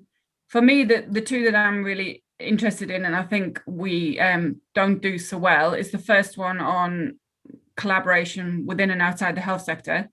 I think there's real potential here. Like, the health sector doesn't have to do everything. Aline's been mentioning in the chat around like public health engineers. It's a whole cadre of staff that we've lost. And Hamuda also mentioned about the agricultural sector. So I think there's vast potential to strengthen that and engage these other sectors to help with LSM. And I think the second one is the community side. I think Silas mentioned this. We need to work with communities so they've got agency to solve problems in their own communities. And I think rather than just having like a one-size-fits-all approach that we then try and increase coverage of, for me, those two are really areas that we should prioritize. You know, we are going to ask this later, but you know, I could bring that back right now, which is at the moment there's an assumption that the Ministry of Health should be dealing with things such as larval source management. So if you go to these meetings where people discuss larval source management, you find people from Ministry of Health or people from the health sector, when the truth is that neither Silas or Peter Dambach or Peter Dechant or myself or Shayla or many people here actually know how to do this. This is usually a job for people who are in the Ministry of Environment or elsewhere. Are we missing out by not involving other ministries in these discussions? And could this be contributing to the fact that larval source management is so much lagging behind? So Peter and Silas, please. Peter Dambach and Silas. Actually, a very good question, Fredras, and I haven't been thinking about that so much, for being honest. But yeah, I mean, like if you think of agriculture, for example, forestry, land development, all those things which are bundled in ministries as well, and we know that, for example, like deforestation gives way for Anopheles breeding habitats, etc. I mean, all those aspects. Then I would say, yeah, for sure they should be involved, right? Whether they should be the primary driver, perhaps not, but for like the like overlapping aspects, I think it would be very important, right? Yeah. Yeah. Yes, thanks. So it's a good question, and as Anne says it's one where we are really lagging behind. we have had these discussions for quite a while now within the Vector Control Working Group about how do you do intersectoral collaboration, how do you bring in, we tried before bringing in engineers, we succeeded with just one. So there is really no communication or good communication between, say, engineers, health environmentalists, or people just working in the environment, agriculture. But some people are doing that. Some places are trying that. I have been to a place, for example, where they are doing larval source management involving rice farmers, for example, cooperatives of rice farmers. So they know, the farmers know that they are generating, with their rice, they are also generating mosquitoes, and they get involved in the control. Land management, people doing constructions, dam constructions, the many sectors that can be involved. But there is also a problem that we, perhaps this group or our scientists will not face and do not know how to address, is how money is channeled into those things. At some point, you will realize that the ministry that gets more aid in terms of disease is the health ministry, and it gets more money in terms of controlling malaria. So if you go to the environmental minister and ask them to do something to do with malaria, they're not likely to cooperate, or they don't have money, or they don't have staff. But in many countries, I have found that they have, I can't remember how they call them, but people who work for the environmental ministry, and they look at things like disaster, or when there are floods or things like that. Those people should be trained in terms of mosquito control, and just know that whatever they are doing, they can contribute to reducing vector-borne diseases, for example. So there are avenues that we can use, but we are not doing it very well. So I'm just going to skip to this so that we can read it together, and because it's come up quite a lot. You see, that's that statement up there. So this is, on the left you have, of course, TDR work. Thanks to Florence Foku and team. This is a except. What do you call it? It's the English word. An extraction from one of the early WHO experts, Dr. Moidin Farid. This is an interview that he did in 1990s, in late 1990s. And there's a little quote from there. You can see what his experiences were when he went to Singapore. I put that at the back just for our experts and the colleagues on the call. He says here that he visited Singapore to assess the eradication program in 1981, and he found that the model for the future, the Ministry of Health had been trying to eradicate malaria for a number of years with very little success. So the Ministry of Environment took over and saved the operation. And he goes on to describe how this worked. Today, when we talk about larval source management, we still go to Ministry of Health. Should there be a clearer recommendation that some of these aspects of vector control should explicitly be taken over by a different ministry?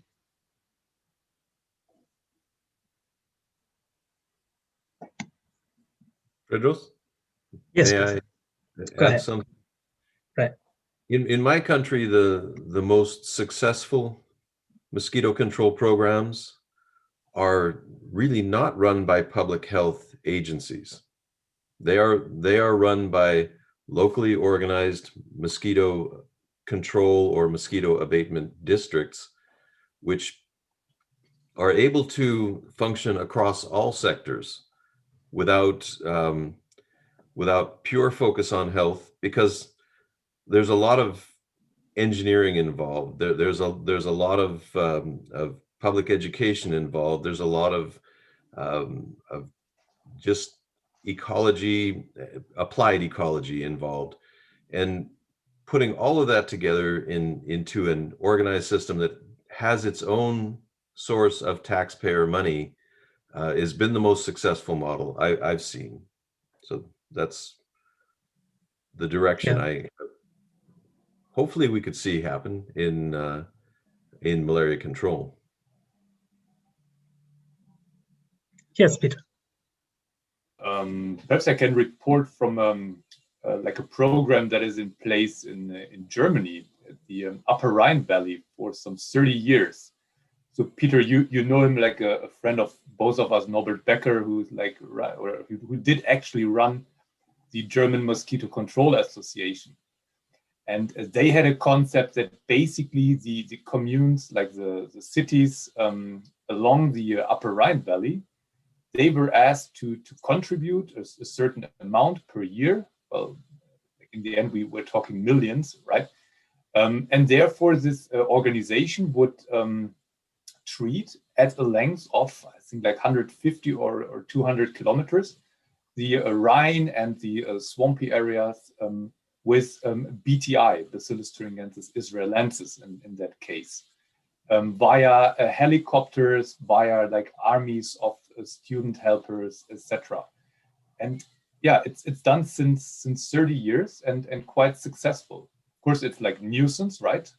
Since we've eradicated malaria since 70 years, perhaps 80 years from Germany.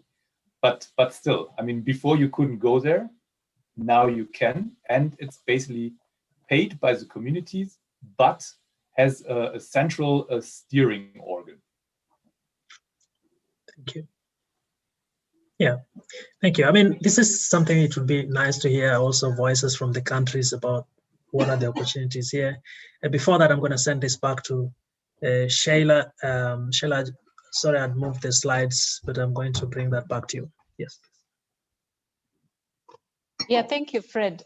So we've been hearing a lot about where larviciding should be done. So if you have very extensive large water bodies, like in Gambia where they had rivers, then larviciding is probably not the best.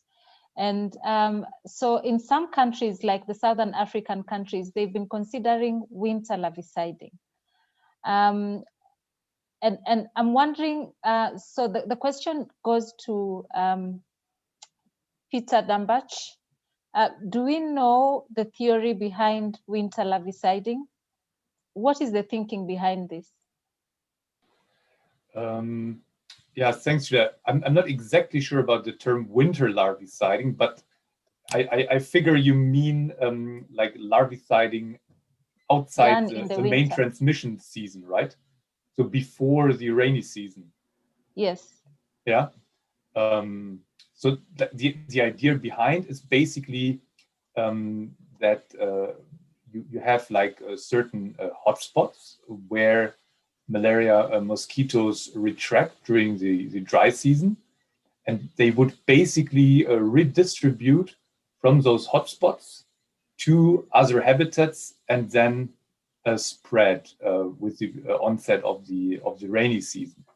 And if we basically knock down and treat those habitats before the first and second wave of dispersal, right, then we could have an effect with much fewer larvicides or financial means needed. I think that's what's behind that idea. Yeah, thank you, Peter. And I find it really interesting. And perhaps we have Dr. Teresia Nkia online. And I think this is probably what you are doing with the Afro2 project in the Southern African countries. Teresia, do you mind chiming in or commenting on this theory of winter larviciding? If you're there, Teresia.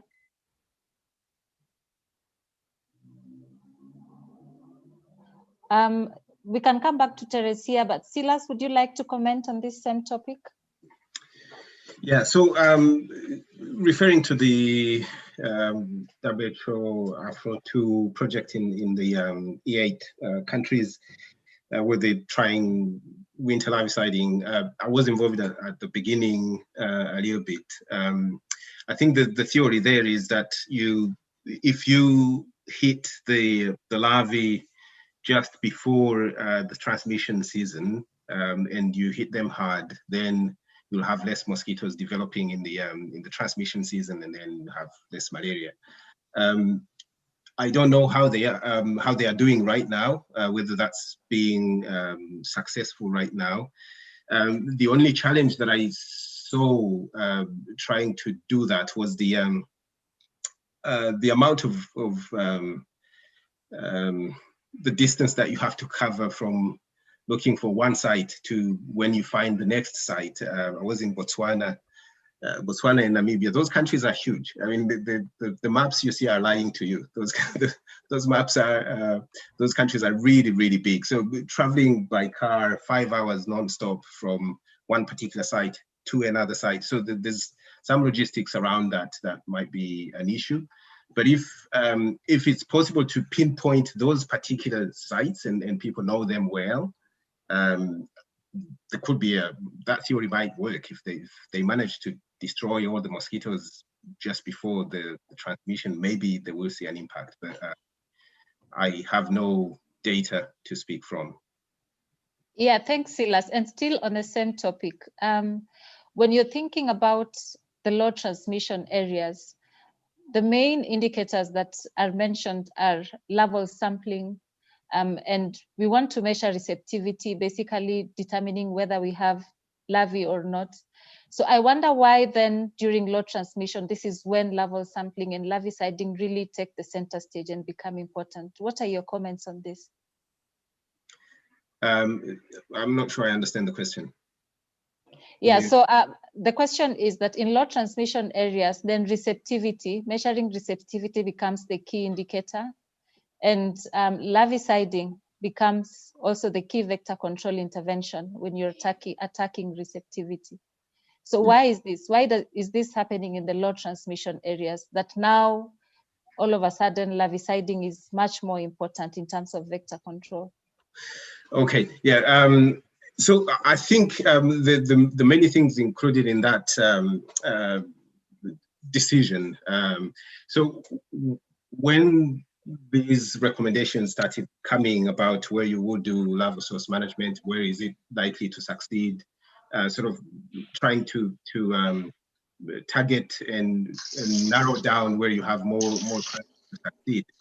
There is this idea that where you have low transmission, it's much more likely to target the intervention. So you're likely to know the areas, the hotspots of transmission.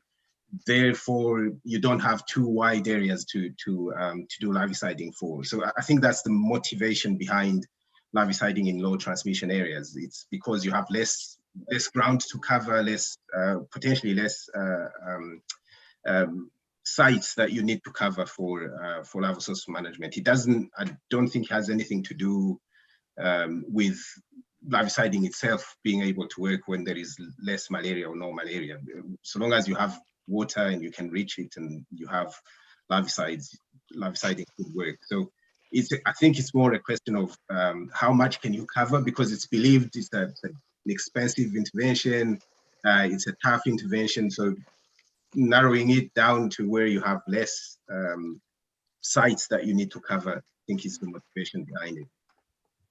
Yeah, so then does fixed, few, and findable then work in this scenario? I have to preface that I'm the wrong person to ask about few, fixed, and findable. But I think if those terms were useful in that situation, I mean, if I think Joe was trying to explain what he had in mind about few, fixed, and findable in the chat, people should read about that. But yes, in a sense, because if you have malaria transmission going on in fewer districts, let's say, or in fewer regions, then your operation is easier. You're not covering the whole country, you're covering a few districts, so the operation is easier. But it depends on the means you have and how many people can do that. So my point will be, so long as you have enough manpower, you can have the funding for it, larval source management would work anyway, where you have the means to do it. Yeah, thanks, Silas. Back to you, Fred. Thank you, Shayla. Thanks to everybody. So A common example that champions of larval source management give is the story of the invasion of Anopheles gambiae. Let's call it Gambia SL for now. The invasion of Brazil by Anopheles gambiae, which, according to written records, apparently came via ships from Dakar.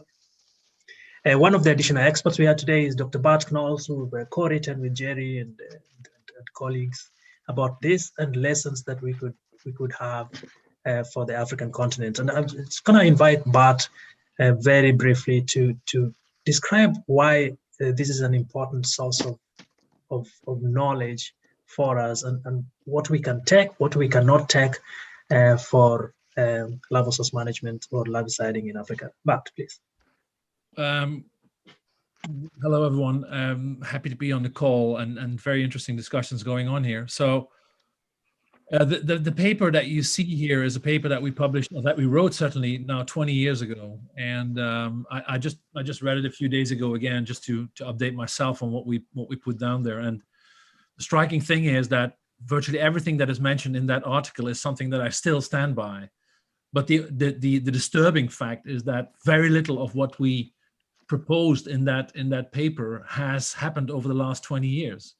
So I think one of the things that we tried to put to the front in that paper was to see how our current knowledge on the vectors, on the vectorial systems, on transmission dynamics, and so on and so forth, larval habitats, a lot of new information, plus a lot of that augmented with new technology, satellite imagery, geographical information systems. We have so many tools at hand that they did not have back in the old days yet. And now we're just looking at facts.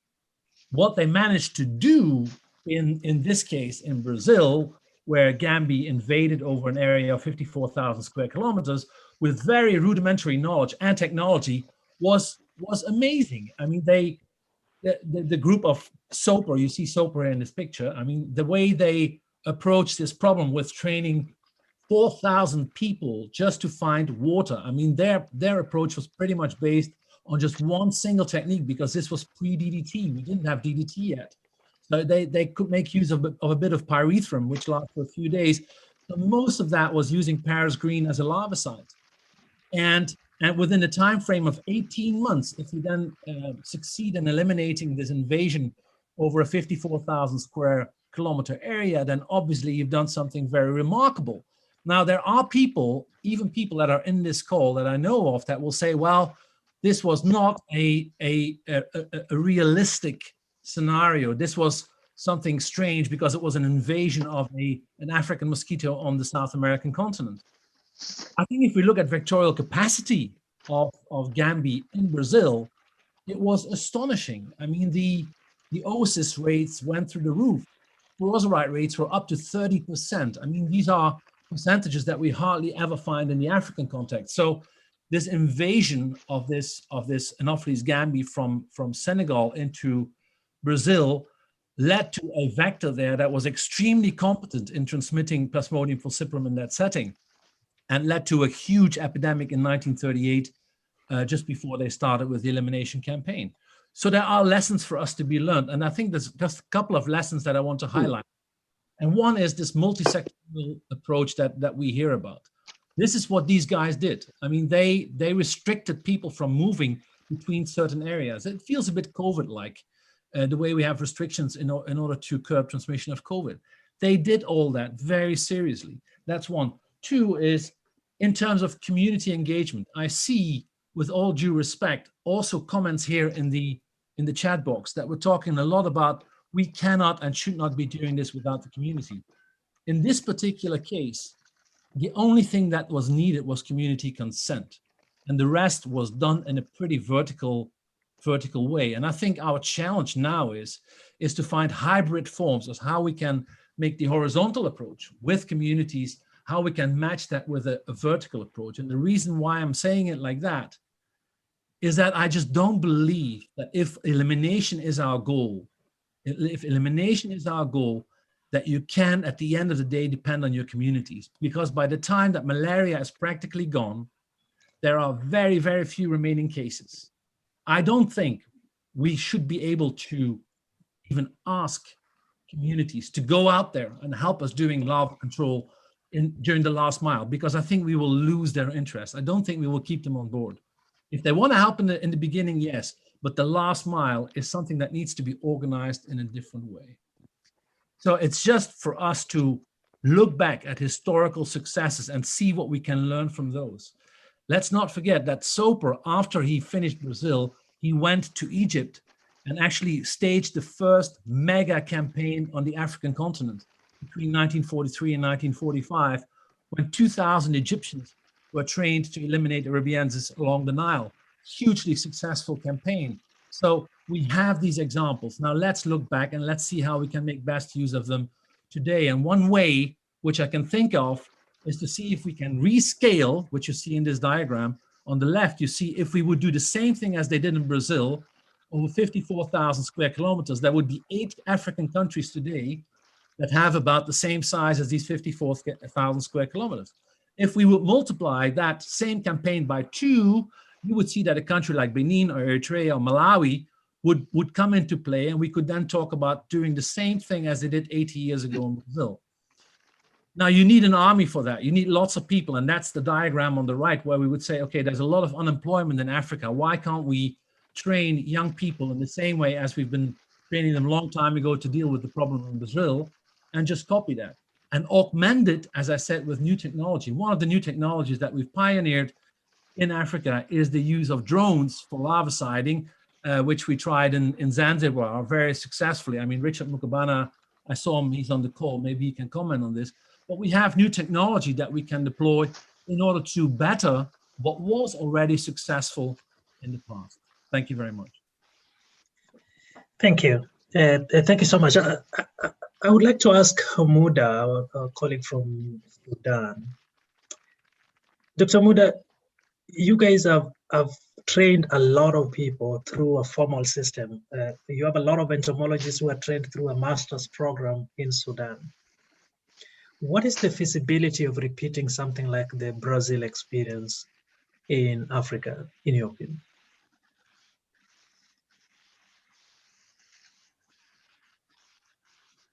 I don't know if Hamuda is still on the line. Okay, yeah, I'm in the line. Yes. It's in regards the capacity building. Actually, during the launching of Khartoum Malaria Free Initiative and the RBM in Sudan, we capacitated 2 institutes in collaboration with Khartoum University, and we have Jazeera University also. And we launched the training of MSCC in medical entomology and vector control is a 1-year program. After they complete 1-year studying, and then they do a dissertation around 3 to 6 months. This is what launched in 2 areas, Khartoum University and Faculty of Science, and Blue Nile National Institute for Communicable Disease. And the government of Sudan is agreed to on annually to train around 20 to 30 a year, and this is start 2006, and till 2019 we reach around 230 people, and the last batch now is still in the school. If they graduate that, we will have around 260 medical entomologists. Maybe in the beginning we start by national, and at national now maybe all people, the minimum is MSCC holder, and then we start by states. In Sudan we have 18 states. All leading vector control in all 18 states is the MSCC holder in medical entomology and vector control, and then after that we move to district. District is the third level. We start a national, state, and then district or locality.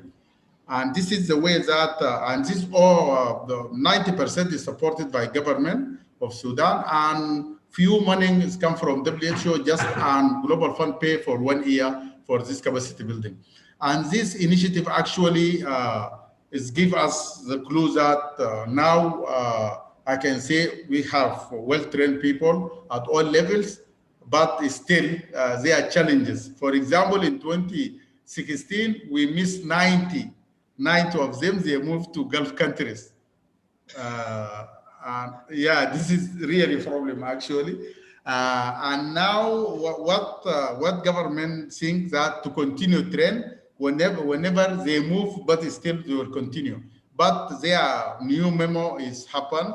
If you graduated, you must work for 2 years. After that, you can release if you need to go. If you need to continue, it's okay. If not, that means you minimum work after graduation for 2 years. This will give the program, the platform to grow. Maybe this is for that reason I'm consider that we did in this capacity building huge. And also we have another institute we call the Smart Sinnar Malaria Research Training Center. This is for training of short courses in integrated vector management, vector identification and incrimination, and vector surveillance. These 3 kind of courses is run on an annual basis in Sinnar Malaria Training Center. This is also supported by government and many years also supported by Global Fund as part of malaria grant.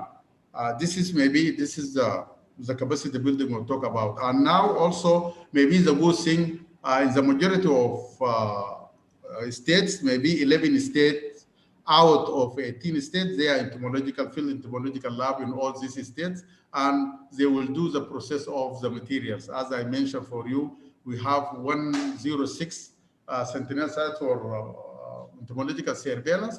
Whenever they collect, they will come to the entomological lab, belong to Ministry of Health, and they process to calculate, for example, the parity rate and even the ID of the species.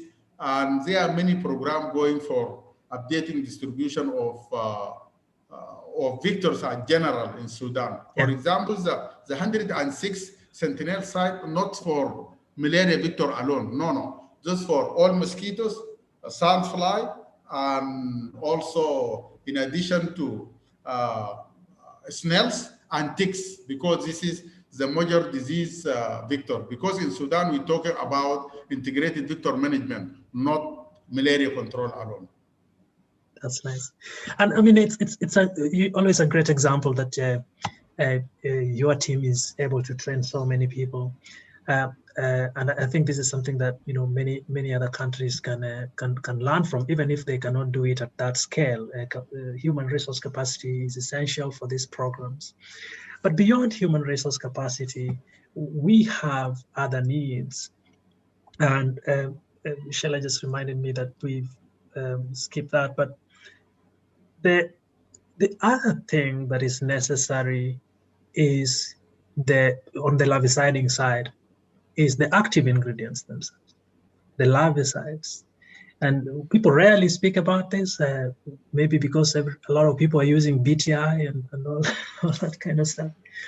But if you look through the WHO website, you see that there's actually quite a number of active ingredients that are approved, quite a number of products that are pre-qualified for larviciding.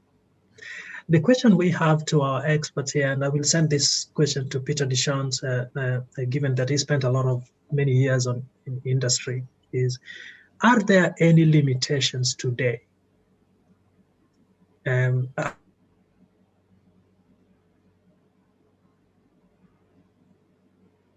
terms of what to use, or is that side covered? From ITNs, we worry about, resistance and all that. Is there a challenge with products on larviciding space? Silas, you're muted. We lost you, Fred, for like a minute or a few seconds. I'm not sure you had a. No, I was asking. Can you hear me now? Yeah. Yeah, I was asking, when you talk about insecticide-treated bed nets, usually we have a lot of challenges with insecticide resistance. So we are always talking about what's the new product. And this is the same case for IRS as well. From the larval source or from larviciding perspective, do we have any challenges or gaps when it comes to products for doing larviciding? And the slide we have here, this is material directly from the WHO website, pre-qualification. This is what you had in the days when we were still using hoopers. A lot of these were converted, so they're still the same products, except maybe one or two that have recently been pre-qualified. Yeah, okay. So I think we don't have as much problem in terms of resistance as there is in the classes that are used for IRS and LINs, but one of the reasons could be that we're not doing much of it. So there's no big pressure on the insecticides that we are using. But the other side is that BTI that you mentioned that is used a lot has its own mechanism of action that helps that it doesn't develop resistance quickly because of the toxins involved in the bacteria itself. I think there are 4 and they act as in a synergy. So there is that.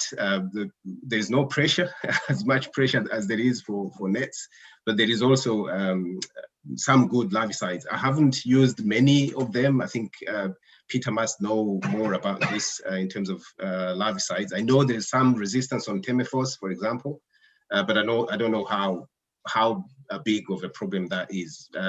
I would say is definitely my worry on the larvicide part is not so much of the insecticide resistance issue, but mainly on the practical issues and the residual activity, how long you can spray and not go back, in those questions that we normally discuss about what is the best larvicide and so on.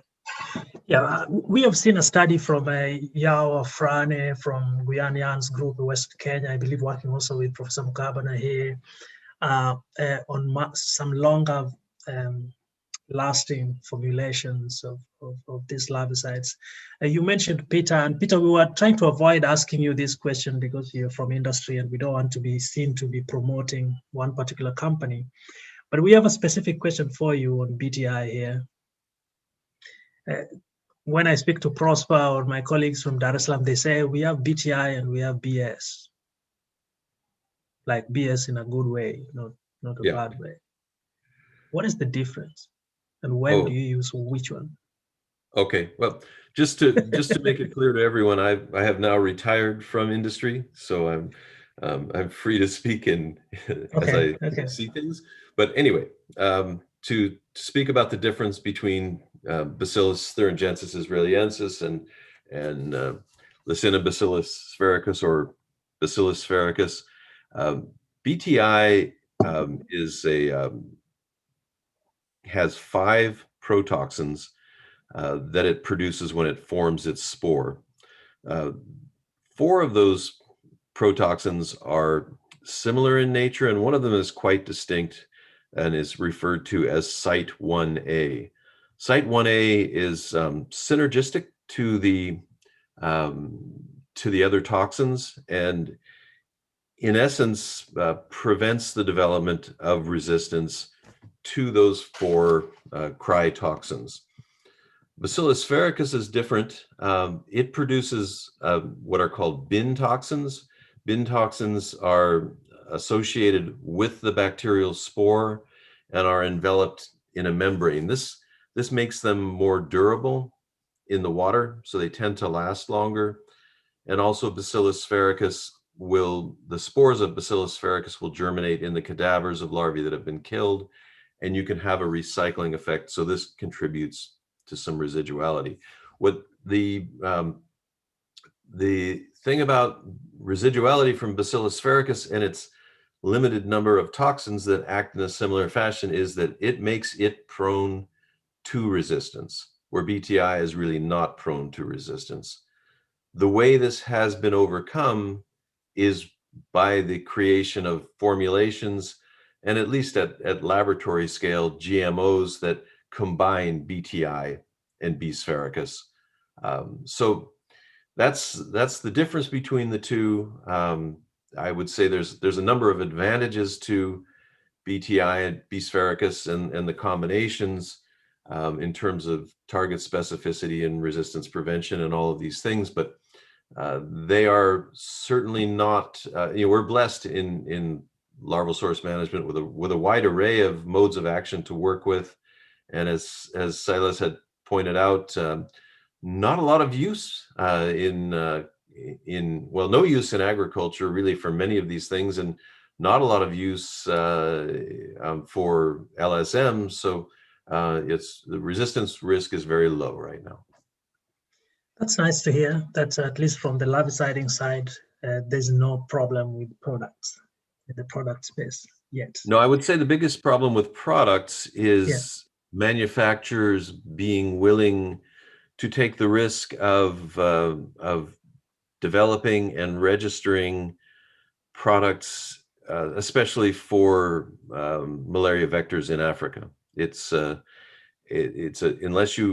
big risk to bring something, to develop something, bring it in, register it, and if you don't have a commercial success, then if you're in industry, that's problematic. So I mean, we imagine that you need the larvicides, but you don't want to produce it because there are no users, and there are no users because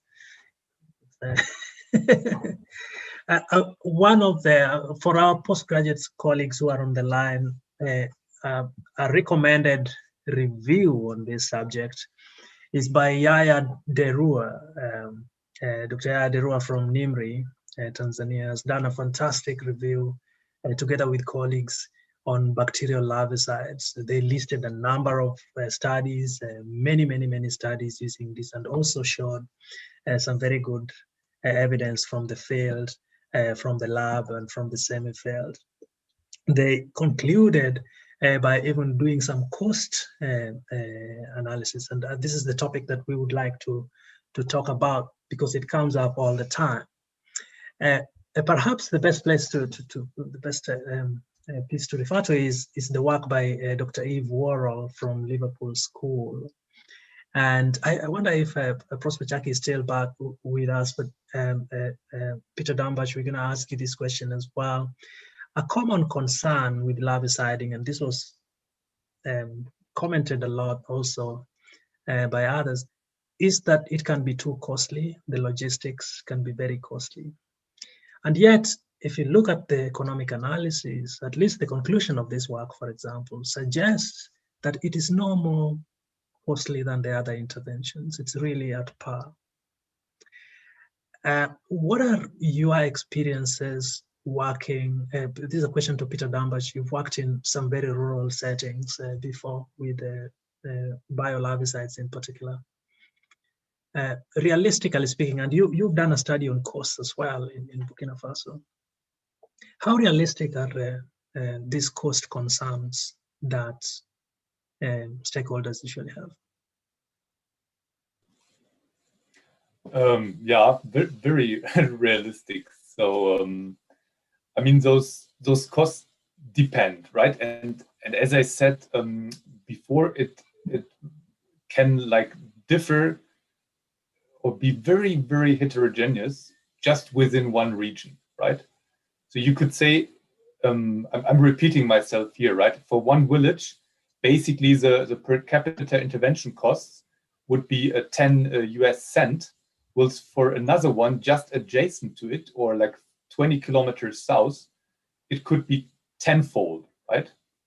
So this high discrepancy, in my view, has to be seen as kind of a mixed calculation to make sense, right? We can't just spotlight one village, and even carrying out trials for cost effectiveness.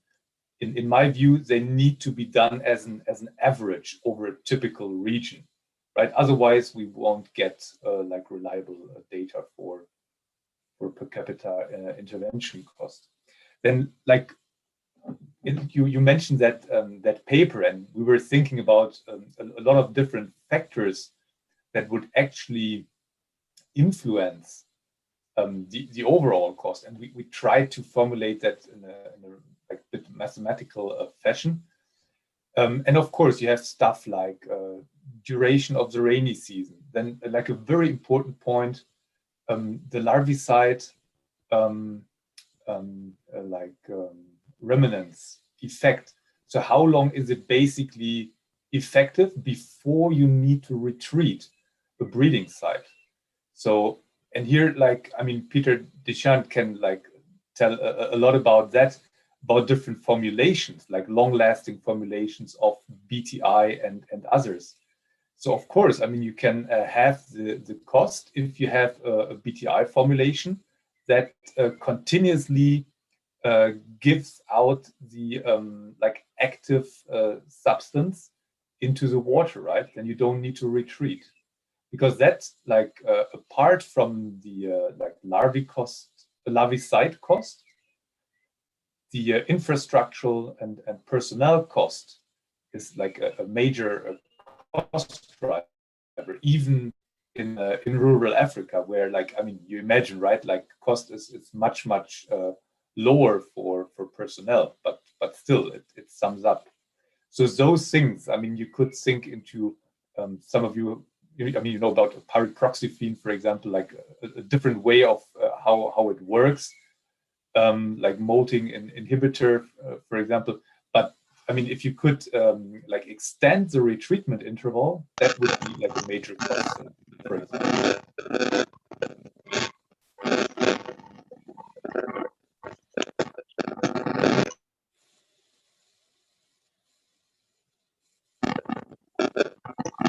Oh, Frederick, I think we can't hear you, or at least I can't. Sorry.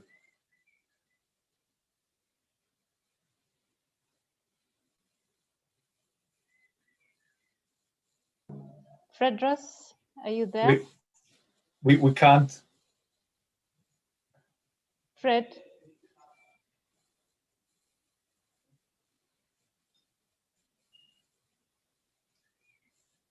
Not yet.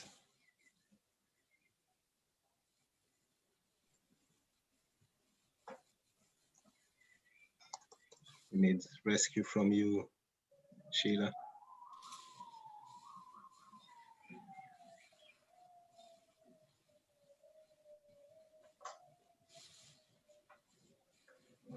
Peter, were you done with your answers, or you can occupy the space? Silence. A little bit disturbing. I mean, I could continue for hours, Yes, but please I want to keep it a bit short. So I think good. Yeah, Silas, would you like to chime in as we wait for Fred? Okay, trying to fill the space. So just to comment on the economics, it's a little bit bizarre that we don't have any other studies after Evoral's study, which was a cost analysis rather than a cost effectiveness one, because we don't have a lot of studies with disease impact. But I think already that's a good place to start, because the comment you usually hear is that larval source management is very expensive, and it's a throughout phrase that people will say most of the time, not based on a lot of data, but just, I guess, the feelings that it's an expensive intervention. But if we are pinned down to have to use evidence all the time, we should do the same as when we are negating something. So we have to come up with the good data to show that it's not as cost effective as the other interventions.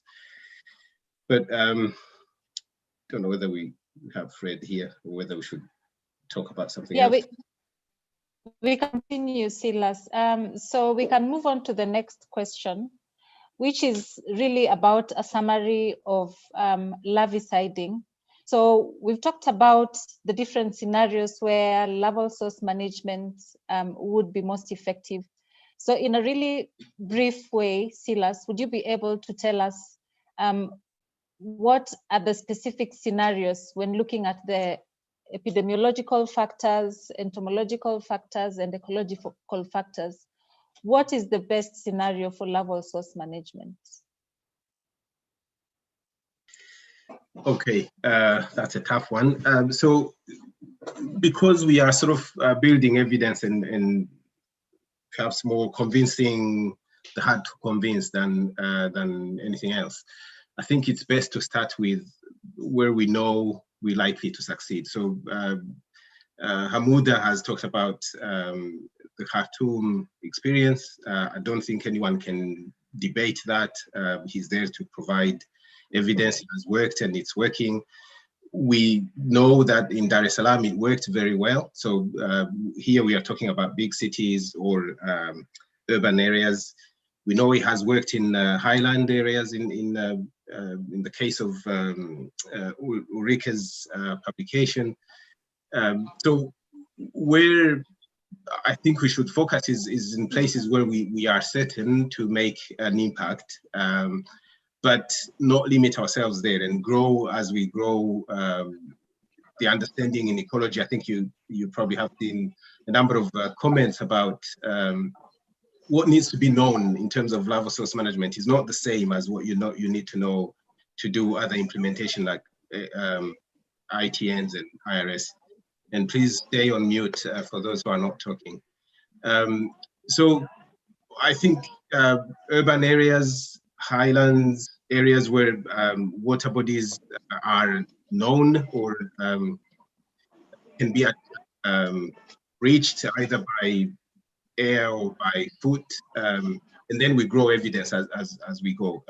One last point from me is to just clarify that anyone who's a proponent like me of larval source management it has to be clear to everyone else or others that it's not a same intervention as distributing nets, as spraying a house. You working with something that is not as specific as a house. So it's a water body that you have to find. You have to think about how you get there, how many habitats do you have to cover. It's a completely different intervention, and I get a little bit upset when we're trying to compare because these interventions are very, very different in the way you do them, in how you look at their success and things like that. So I just wanted to mention that so that we don't have to be debating is nets better than LSM, because I don't think we need to do that to make that comparison. It's just to ask ourselves, where can we do LSM well? And that's not rocket science. I think we have enough expertise to know that. Thank you, Silas. Yes, please. Yes. Yeah, I think one of the things that needs to be considered in deciding when or where you might apply LSM is where's the greatest need with the interventions you are using. Where is they coming up short in some way? Can LSM be applied to address that? For instance, in the case of resistance to insecticides, or in the case of outdoor transmission, where are these things happening in which LSM can contribute significantly to resolve? Yeah, thank you. Dr. Hamuda, would you like to add on? I think if we're talking about what areas that will be targeted by LSM or the cost regarding logistic, we consider that as the initiation of the program of LSM, maybe the cost will be high, but what they expect in the upcoming years maybe will become less, because in the beginning the capacity building, maybe the train of personnel and the recruitment, this will be a bit tough in the beginning. But I think when moving forward, I think the cost could be come down. And the good thing also, if you consider the issue of global vector control response, they're talking about coordination.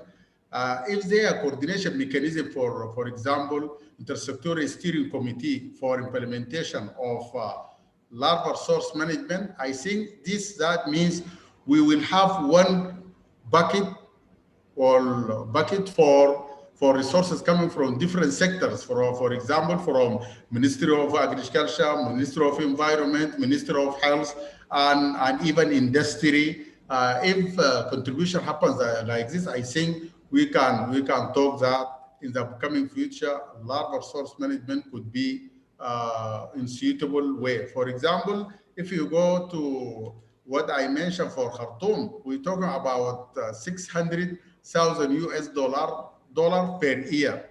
This is the cost of the program serving 6 million people. If you compare with other intervention, maybe the comparison not here yet, but it still is in the limit of the cost that allocated globally for malaria control. For that reason, I think we could consider LSM is a part of that. Also, in the coming future, we need to consider LSM because beyond the malaria, now we're facing many issues. For example, there are dengue, there are Zika, and suitable intervention now for this kind of vector-borne disease is LSM. For example, larval source management, treating containers, discarding water collection in the discard areas. I think all this will be a part of LSM. For that reason, maybe what I mentioned for you as organizer of the master class, I expect that after this LSM, you have to have like master class for integrated vector management, because the sequence, we need to go to integrated vector management because we're talking about control of other vector-borne disease rather than malaria, and LSM is suitable. If you consider other vector-borne disease, I think the cost of LSM should be suitable because it serves other vector-borne disease, dengue, Zika, maybe even beyond what I mentioned. Maybe this is, we have to consider by this way. Thanks. Yeah, you guys hear me now? Thank you, Hamuda. Yes, Fred, we can hear you. Okay. Are you all set up now? Yeah. Or should we tackle sorry guys one more? sorry about that. Okay. Yeah. Just give me direction, Sheila. Yeah, so I wanted us to cover the question on mentorship. Okay. If you don't mind, that would be, would you mind that we cover the question on species specific interventions with Funestus? Yes, we can do that as well. Okay. Thank you guys, and apologies for the situation that we just had. Here is some evidence from southeastern Tanzania, and it might not be true everywhere, but it's certainly true in many southern Eastern Southern African communities, where you have certain vector species contributing most of the transmission. In this case, Anopheles funestus contributing most of the ongoing transmission, even though they might be occurring in much fewer numbers than the other vectors. In this particular case, for example, my colleagues were catching 424 Anopheles funestus for 12,000 Anopheles arabiensis. But if you look at the contribution towards EIR, you find that most of this is happening. In many of these places, people who have done the ecological surveys for funestus see that there are only 3 habitat types. You have them breeding either on the river or in these large ponds or on those small pools. Now, we had a wonderful masterclass with Professor Joe Lyons on focusing on Anopheles funestus. And one of the things that came up was, in a case such as this, is there room for us to focus on the vector species that carry most malaria and do larviciding, not just broadcast like any water body, but actually just focus on the larviciding those specific habitats that are known to carry that specific vector. And it would be nice to hear from the experts about this so that you're not wasting the larvicides, but at the same time, so you're focusing on a specific species. What are the opportunities in this space? And I think we can ask this to either of the experts. And I just want to announce real quick that we're going to have one country experience from Rwanda. So Emmanuel, if you're there, we have your slide coming up. So back to you. Is this to a specific person? Silas, you can check it, yeah. Yeah, so my approach is a little bit would be certainly different from field experience. It's unless you're talking about a specific region or a specific area where you know exactly that this is Funestus only, and this is where I want to go because it has a high EAR or transmission level. If it's a habitat like the ones you are showing, where you have been searching certainly for a while, and then you found that these are the most specific for Anopheles funestus. If you think about what is expensive about larval source management, is not just the insecticide or the larvicide itself. It's the operation. It's what you need to put in place for that machine to start moving. If I was to do that, I certainly would ask people to larvicide every water body that has mosquito in it, regardless whether this is Funestus or something else. That level of targeting is highly specialized and easy to do from a study point of view or a research point of view. But when you start as a national program, you want to control malaria, and you have 10 breeding habitats and one of them is Funestus, you're relying on a very, very high knowledge, and the logistics of going and skipping 9 and spraying 1 and trying to find the next one, I think, for me, practically, I would just say spray them.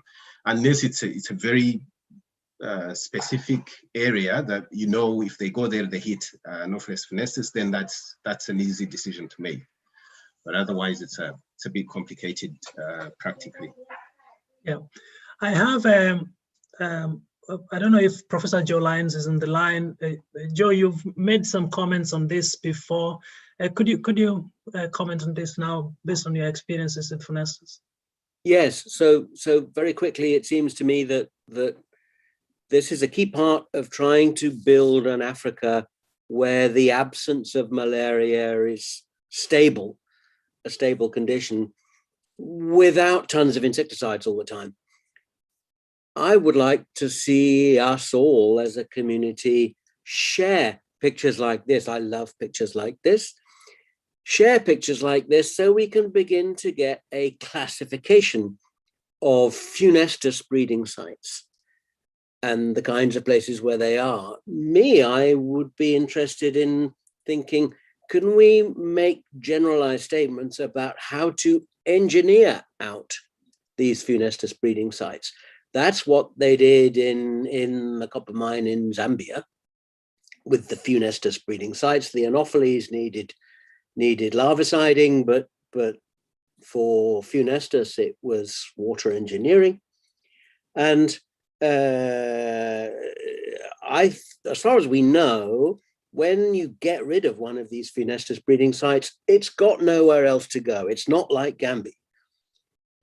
And was it you, Fredros, who was telling me Graham White's comment that when the spraying eliminated funestus from Paretoveta all those many years ago, it didn't come back quickly. It took ages and ages to come back because it can't easily jump from breeding site to breeding site because the breeding sites are relatively few and far between. We should hear that as an opportunity for us. That's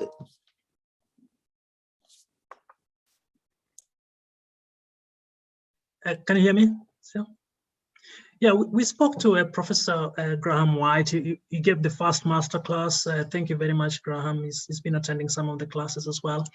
And what he did when he described the Paretoveta program, he said after indoor residual spraying, it took almost 8 years for the mosquito to recolonize the area. And some of the hypotheses there was that it's not just that the IRS was very effective, but also because the habitats for these specific mosquitoes are so few, okay, that it was difficult for these mosquitoes to recolonize because of the rarity of the habitat. So it does happen for people who work with funestus that it does not breed in all water bodies. It breeds in very specific water bodies. So some of my colleagues have actually classified it as fixed, few, and findable, even in rural areas. And so if you have a case where it is carrying 90–80% of the vector, there is some rationale, I think this is what Joe has told us before, to actually focus on those fixed few unfindable habitats. And according to Graham, one of the possible reasons that it was not recolonizing well was that it could not find the new habitat. So it took almost 8 years to recolonize. And this is the question here then, instead of doing larviciding as a broadcast, are there opportunities to focus the larviciding as a species-specific approach in cases where certain specific species are carrying most of the transmission? I don't know if that makes sense. You're muted, Silence. Oh, sorry, I didn't know you were coming to me. Yeah, no, it makes sense what you're saying. I mean, if it's that specific and we know them so well, I'm still bothered by the idea of going past an Anopheles gambiae habitat and en route to treat Ephenestus one. I guess in these places where you've also had a lot of IRS or ITNs, the Gambia SS is kind of diminished. Okay. And then you have a lot of Arabiensis and very few Phenestus, and the Arabiensis are carrying some transmission, but not a lot, and Phenestus is carrying most of the transmission. Is there, yes, an epidemiological justification to go that way? I think if it's that specific, maybe there is a good reason to treat those habitats specifically. But I would, in that case, also think about what, I guess that's what Joe was referring to. If they are so few and so specific, I'd invest definitely on how do I remove, refill, change them, rather than making it a recurrent larviciding exercise. I would do proper LSM where possible, modification, manipulation, or things like that, if possible. Okay, thank you, guys. One of the countries that has been doing a great job, specific. So we have only 2 questions left, and then we'll do the mentorship questions by Shayla. One of the countries that has done a very good job at this, and is doing a good job, is Rwanda. And we received some great information from Emmanuel Hamainza. Emmanuel, are you still on the call with us? Hello, Emmanuel. Maybe Emmanuel we probably lost Emmanuel. In that case, hello? Okay, if Emmanuel is not there, we'll skip that for now until he's back and do our last question, which is with Peter. And Peter, this is from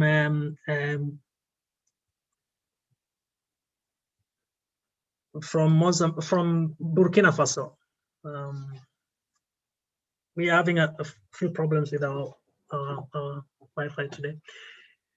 Burkina Faso has been described as a fairly high transmission site in most places and very difficult to deal with. You guys are doing a lot of programs there since maybe not in recent times, but about 5 years ago, testing biolarvicides in parts of the country. Kindly describe what the process looks like transitioning from laboratory assays to actual field implementation. Is there real feasibility here? Is this something that you would recommend, or should we just say this is for indoor residual spraying and IRS and ITNs? Actually, I do see, I mean, it's 2 different pairs of shoes, right? So the first thing, like the lab assays, basically, I mean, we see this slide here, where we basically tried out different dosages, like for Anopheles species in the field against larvae, to find out the optimum lethal dose, which we could use then in our field trial. So basically, it was just like a predetermination of what larvicide dosage we will use for our field trial, right? Then we went over to the field trials and see, okay, how does that work under different and environmental scenarios. And perhaps adding on a little bit for, okay, which breeding sites should be treated. In our large-scale field trial, we had like 2 intervention arms, right?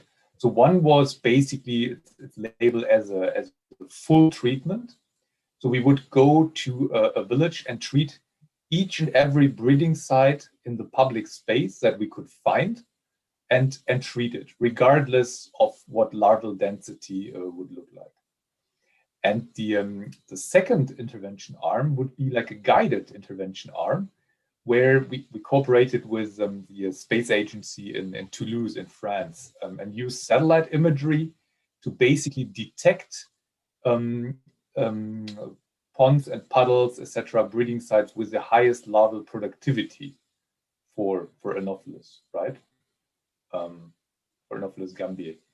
And that we tried to show in the costing model as well, right? So we have like a guided treatment and the full treatment. And if you look at the numbers, I think the full treatment amounted to, I think, like $1.05 or so per capita per year.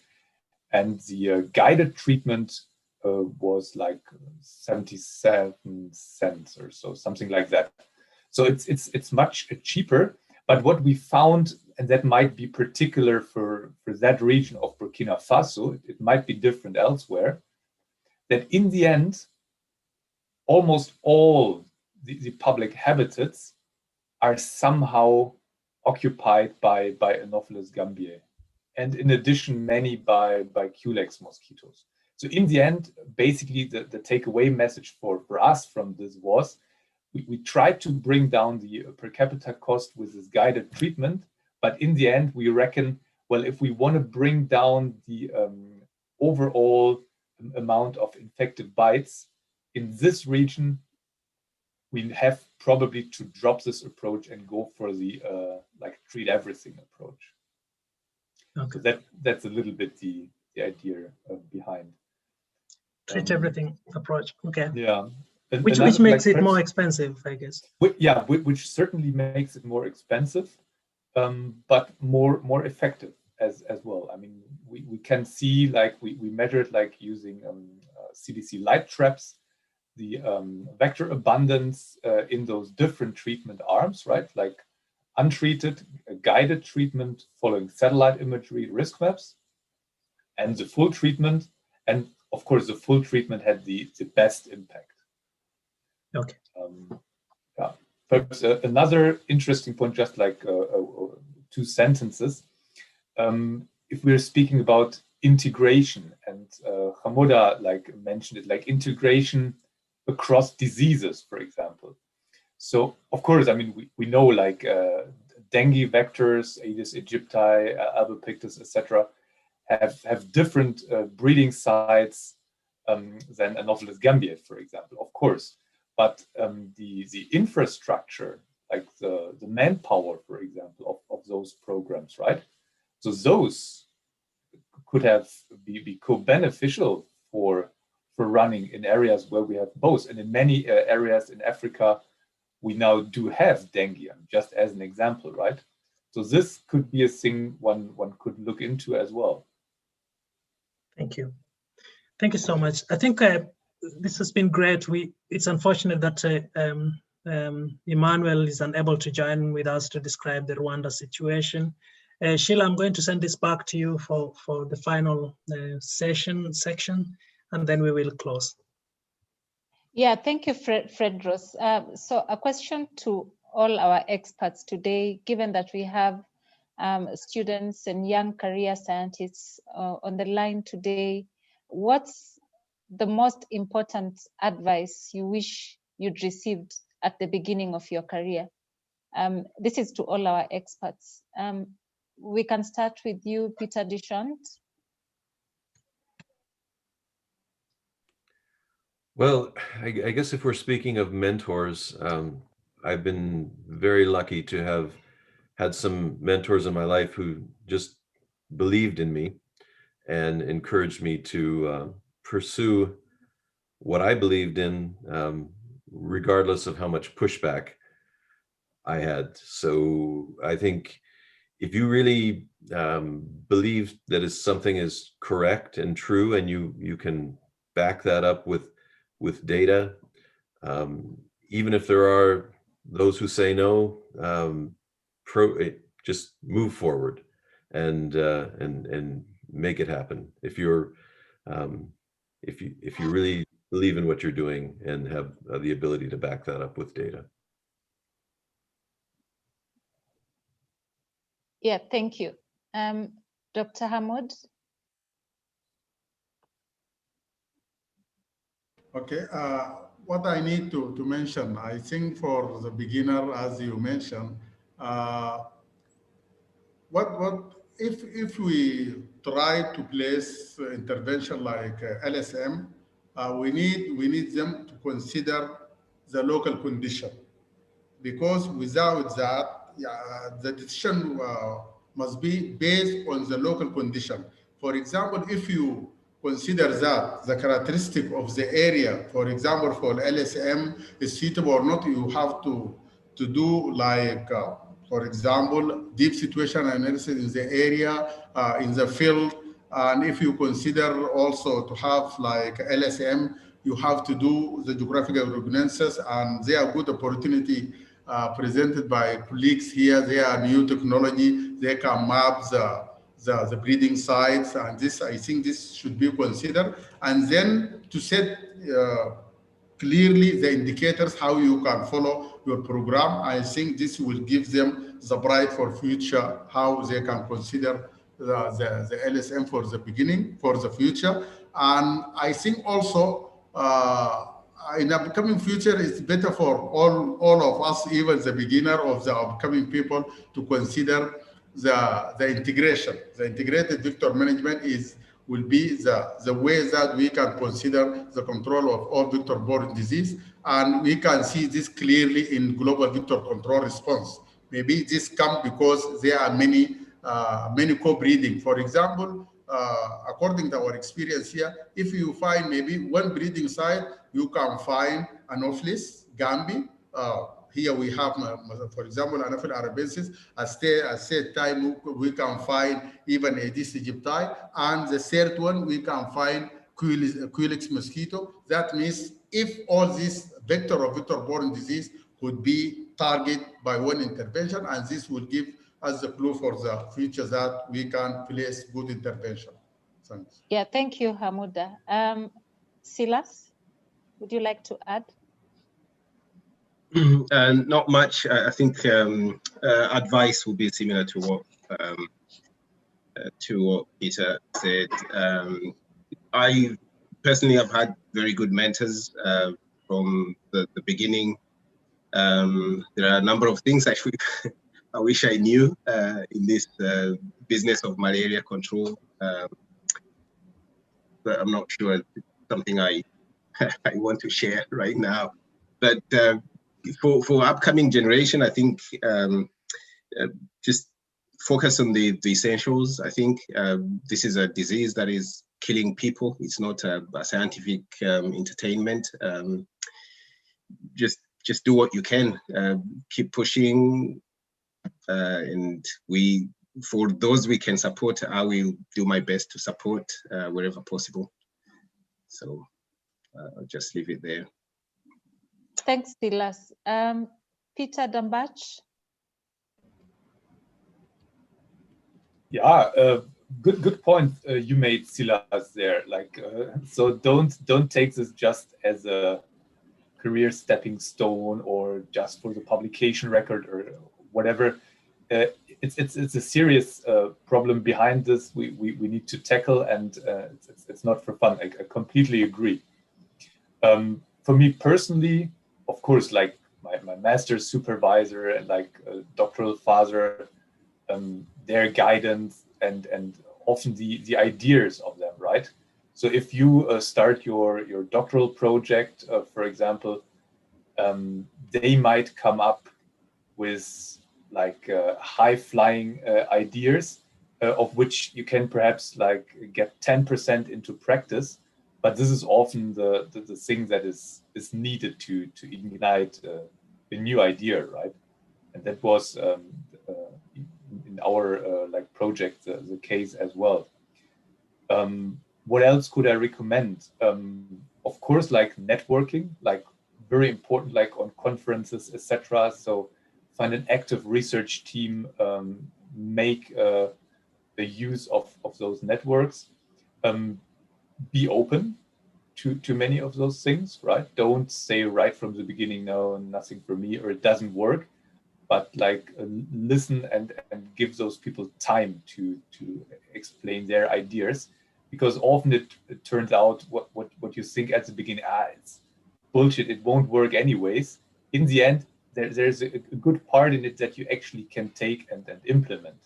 So that's what we had many times. So and perhaps the very last thing, and then I shut up, it's like, do what you're really interested in, right? So it doesn't make sense to do it for the money or whatever, but it has to be your heart thing, and then it will work out, then the success comes. I think that's it. Yeah, thank you very much to all our experts for sharing their advice. Fred, I'm gonna hand over to you to close. Yeah, actually, before we close, I just want to say a big thank you to all our experts today, and also thanks a lot to all the participants. As you noticed, we began with approximately 185 people or so, and even 3 hours later, there's still 100 people on the call. So this is quite a commitment, and we're quite grateful that you're able to join us. These master classes are 100% free of charge, so feel free to share them with your colleagues and students. We are grateful that our experts are willing to take time to participate every time we request this. It's quite a big assignment to ask you to be with us for 3 hours. The larviciding is a topic that is very commonly discussed in our master classes. Sometimes when you have a master class like on bed nets and just the chat box is just full of larviciding, you know, so it was necessary that we should have this conversation. Lastly, I just want to say thank you also to the other experts who continue to attend. The chat conversation is very healthy and very active and very helpful also, especially for the early career researchers who join this. A major objective of these masterclasses is to spread the knowledge, and in other words, to kind of digitize the brains of our great experts around the world, and make this information available to the young students and postgraduate students, but also to the NMCP officials and National Malaria Control Programs or other people dealing with vector control and other advocacy groups who are free to attend, who are able to attend. So I think we're gonna bring that to towards the end. The question I have for people who are still on the chat is, we realize that it's not enough time to do a full masterclass on larval source management. So there is a question from a section of people as to whether we can structure a second masterclass. We will do that only if the audience wants that. So you could just put a small note on the chat for us if it's a yes, that we should do a second class on this subject. I am hopeful also that we will then be able to also have our country experiences. I was really hoping we would have the country experience from Rwanda today, but I think we kind of missed up. There was a little mix up from my end. I think I should have brought that up earlier. So Emmanuel wasn't able to do this, but if we have a second masterclass, I would like really, it would be really interesting to have this experience from Rwanda and from other countries, especially to listen more to the National Malaria Control Program managers doing that. Our next masterclass is coming next week. It's going to be a discussion with officials from the Gates Foundation. It's going to cover a lot more topics, but we will figure out a way to structure it. Do share the information whenever you get it. And I'm just going to ask if we have anybody in the audience who wants to take the opportunity today to do the closing words. So Silas, I'm sending this back to you. Usually we ask someone in the audience to do that randomly, any volunteer. So if not, then any of our experts feel free to volunteer as well to do this, to help with the closing. Maybe Emmanuel, if you can do the closing for for not having been able to speak. Is Emmanuel back? He came back. I think he's now online. Yep. So you will have maybe an opportunity to. You mean Emmanuel? Oh, I think he's. Ah, okay. Emmanuel, are you online? I think he's dropped now. Okay, someone else then. He was here. Any volunteers?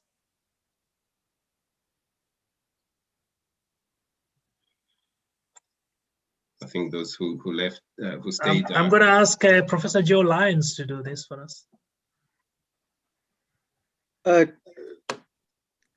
Sorry, Fredros, I had to disappear for a minute. What are you asking for? I see that we have the president of PAMCA with us. Hi, Charles, are you still with us? Mm.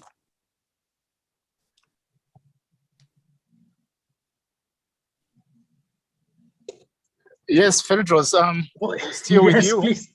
Yeah, but, come on. Yeah, but I'm driving. Oh, okay. Yes. So, but maybe get somebody else to say something. But this was very enlightening kind of work, and we need to talk more about that and how it can be escalated in the countries, because still have problems with the countries taking up this issue of larval source management. It is.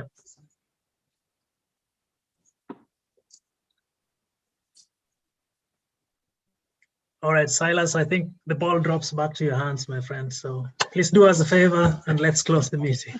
All right, thanks very much. So it was a good thing when Fredros asked me to speak here. I was quite nervous. I didn't know what the situation will be. So thanks everyone, all the experts who were online, who participated and gave their time. Thank you, Sheila and Fred, for inviting us. I think you're doing a really wonderful job in making teaching and training democratically accessible and for free.